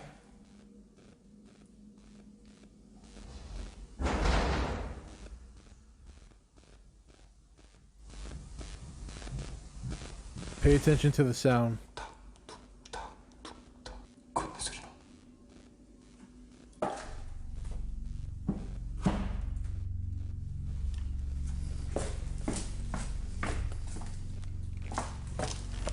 Yep, that's it. Is there something on the second floor? Yeah, do you even want to look? Why not just go to your car and leave?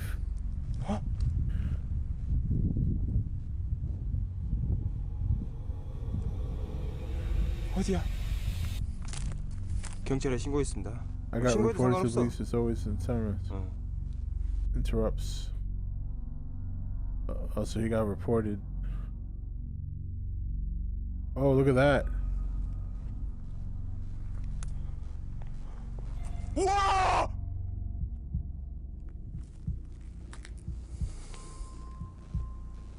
The second floor, so I'm going. He's going to. Dude, if I had seen that, I'd be like, yo, I'm not going up there. I'd be like, yo, thanks, chat. Thanks for coming through.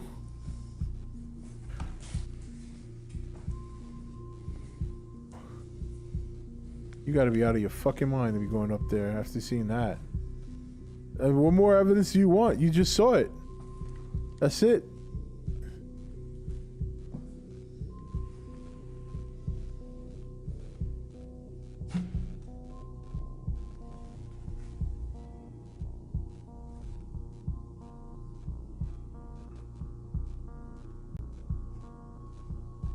거기 누구요?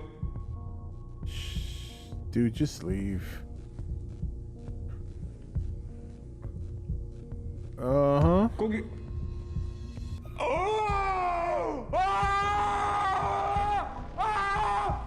Dude, run.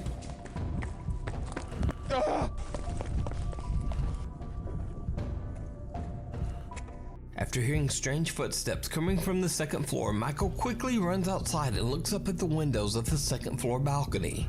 He is shocked when he sees two dark shadow-like apparitions that seem to be walking on the second floor. Gathering his courage, Michael goes up to the second floor to investigate. But he is quickly scared away when one of the apparitions makes a terrifying appearance at the door at the end of the hallway. Now, usually the ghost hunter will charge forward towards the apparition, trying to record any paranormal activity that he can capture. But this time, Michael himself is suspicious of what he's witnessing. Michael seems to believe that maybe he isn't entirely alone at the creepy abandoned village. He believes that some real person or people might be messing with him.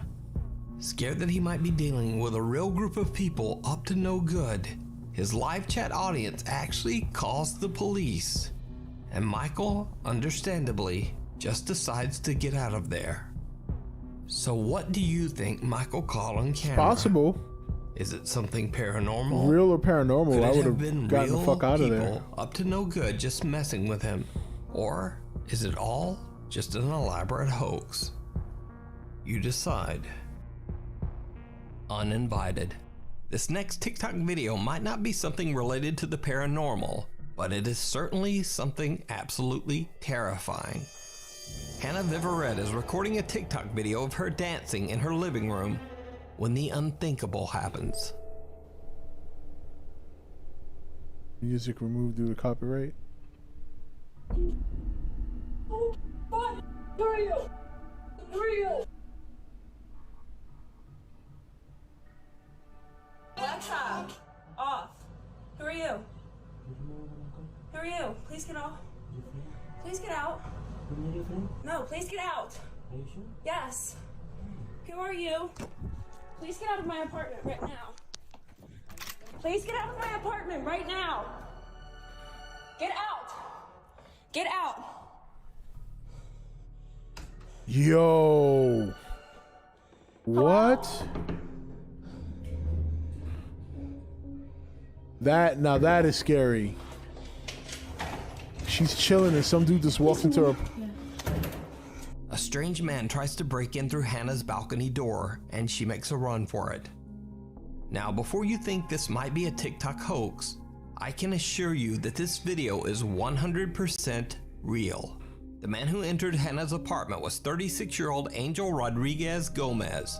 Shortly after the events in this video, he was arrested and charged with burglary, assault, stalking, and destruction of property.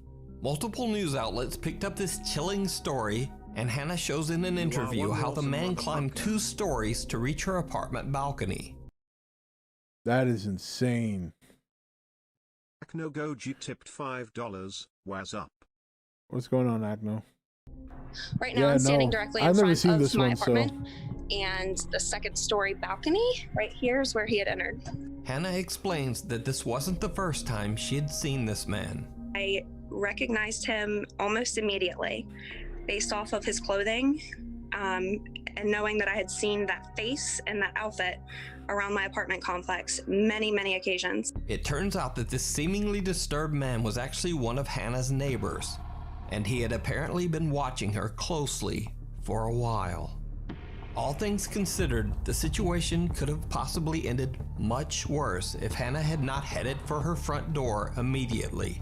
She is now looking to move from her apartment as she rightfully says that she no longer feels safe there. So, how would you handle this terrifying situation? Would you run? Would you scream? Or just what would you do? Fuck that. Who are you? Please get off. Please get out. No, please get out. Yes. Who are you? Please get out of my apartment right now. Please come in. The faceless man. Paranormal YouTuber Shamos and his friend Jota go to investigate the local urban legend of What's the, going quote, on, Jonathan? faceless man in a small town in the Brazilian countryside. Their investigation takes them to a factory that has been abandoned for over 10 years. Before the factory was closed, workers often claimed that they would see the terrifying apparition of a man with a horribly disfigured face wandering throughout the factory. Whenever they would pursue him, he seemed to just disappear into thin air. He must have. Cut to a few years later. A terrible unexplained fire occurs at the factory, claiming the lives of many workers. After this, the alleged paranormal activity seems to intensify. The hardworking employees would hear unexplained noises and terrifying screams. It is said that after many complaints from terrified factory workers who refused to enter the can you please stop dancing? building, the work site was moved to a completely different location. Today, Yeah, I saw what was John once showed a up last large, night at the thriving very end. I was factory already off. is now nothing more than rubble and ruins. When YouTuber Shamos and team member Jota begin their investigation of the abandoned property, they immediately begin to feel like they are being watched.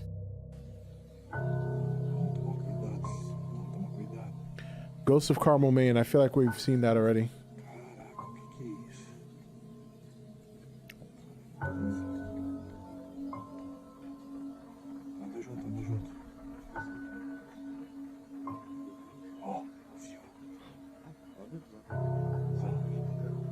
Tem coisa aí, Jota. Tô falando pra ti, cara. Aham.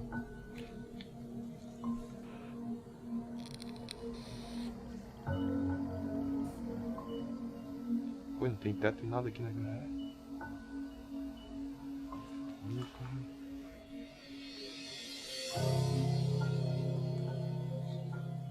Sim.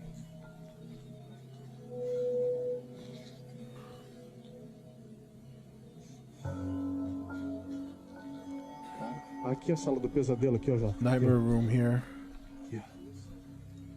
Ih, olha só, cara. Pesadelo escrito na parede, cara. Did you see it? Nope. The two investigators are completely unaware that a creepy pale face seems to be watching them from one of the windows. Oh, wow. When Shamos pans his camera back to the same window, the face is gone. Having no idea what they just captured, they continue on to explore more of the abandoned property, and things only get creepier. Olha só isso aqui, The Jota. Grudge. É um monte de banheiro aí, cara. Ô, Jota, dá uma pegada ali, Jota. Ó, barulho aqui dentro. Barulho aqui, barulho aqui. Barulho no telhado, hein? No telhado, no teto, entra aqui. Dá uma olhada aí. Tem alguém aí?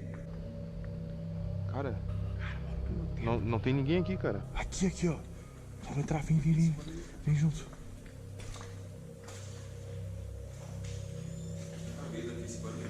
Ó, olha só.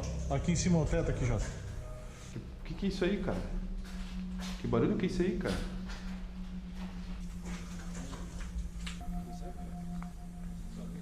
Jota, vai aqui, vem pra cá. Eu vi alguma coisa ali, cara.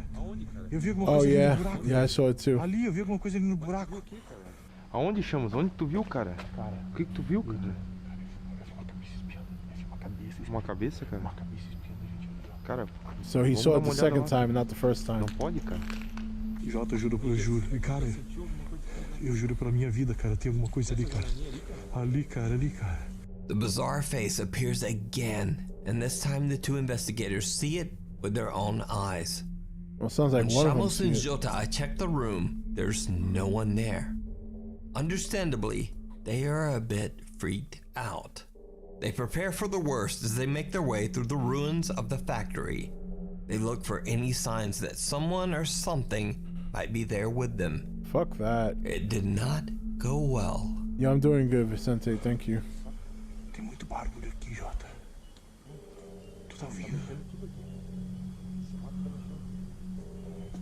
Ó, barulho lá na frente. Ei, eu tô te ouvindo aí, tem barulho aí, eu tô te ouvindo. Quem tá aí? Wow, the head peeked out. A strange face peers out at them from around a corner.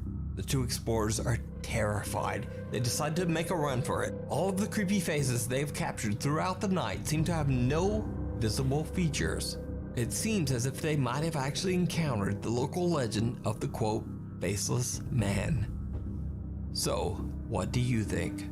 Did the two friends capture evidence of an extreme haunting? You can watch this full video over on the YouTube channel, Shamos. Thanks so much for watching. My Instagram is here, my Twitter is here, and oh, look at that, my TikTok. See you next week.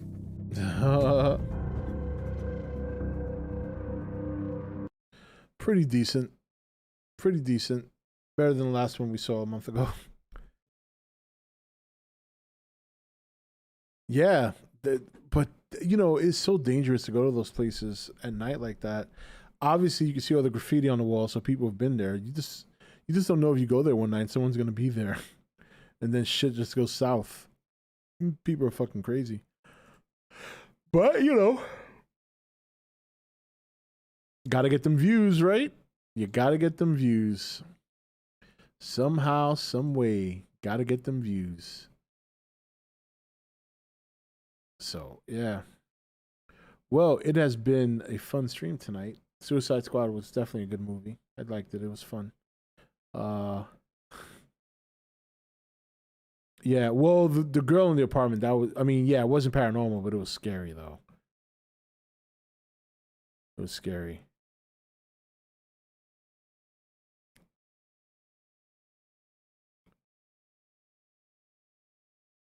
Ned Kelly. All right. All right, guys.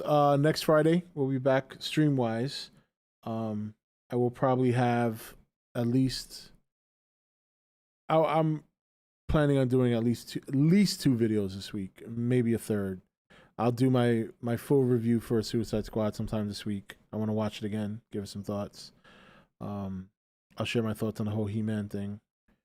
And then I think that's all I have in the brain for now, but if something else pops up, because like I said, I want to try at least do 3 videos a week.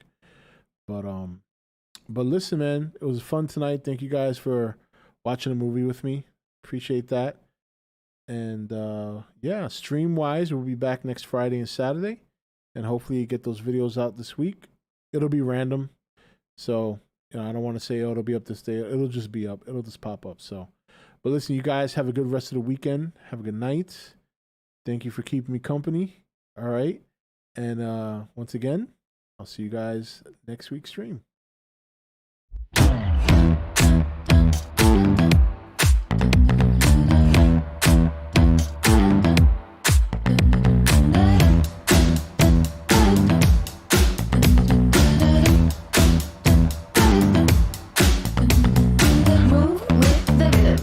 Stop when the clock hits 13. You've been working, but you're flirting with the weekend. You can freak out. 1 in a million. You're gonna shine when the light grows dim. Sing 1, 2, 3, 4, 3, 2, 1. Cause no one can do it like we do it, like we do it, like we do it. Cause no one can do it like we do it, like we do it, like we do it. Cause no one can do it like we do it, like we do it, like we do it. Cause no one can do it like we do it, like we do it, like we do it. We got the right stuff. We put the hammer right down. Wanna be like us? You better stick around. If you want it, you gotta prove it. Like we do it, like we do it.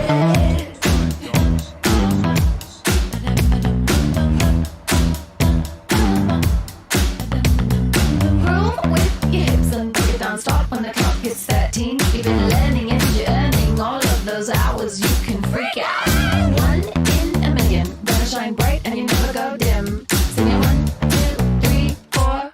Cause no one can do it like we do it, like we do it, like we do it. Cause no one can do it like we do it, like we do it, like we do it. Cause no one can do it like we do it, like we do it, like we do it. Cause no one can do it like we do it, like we do it, like we do it. We got the right stuff.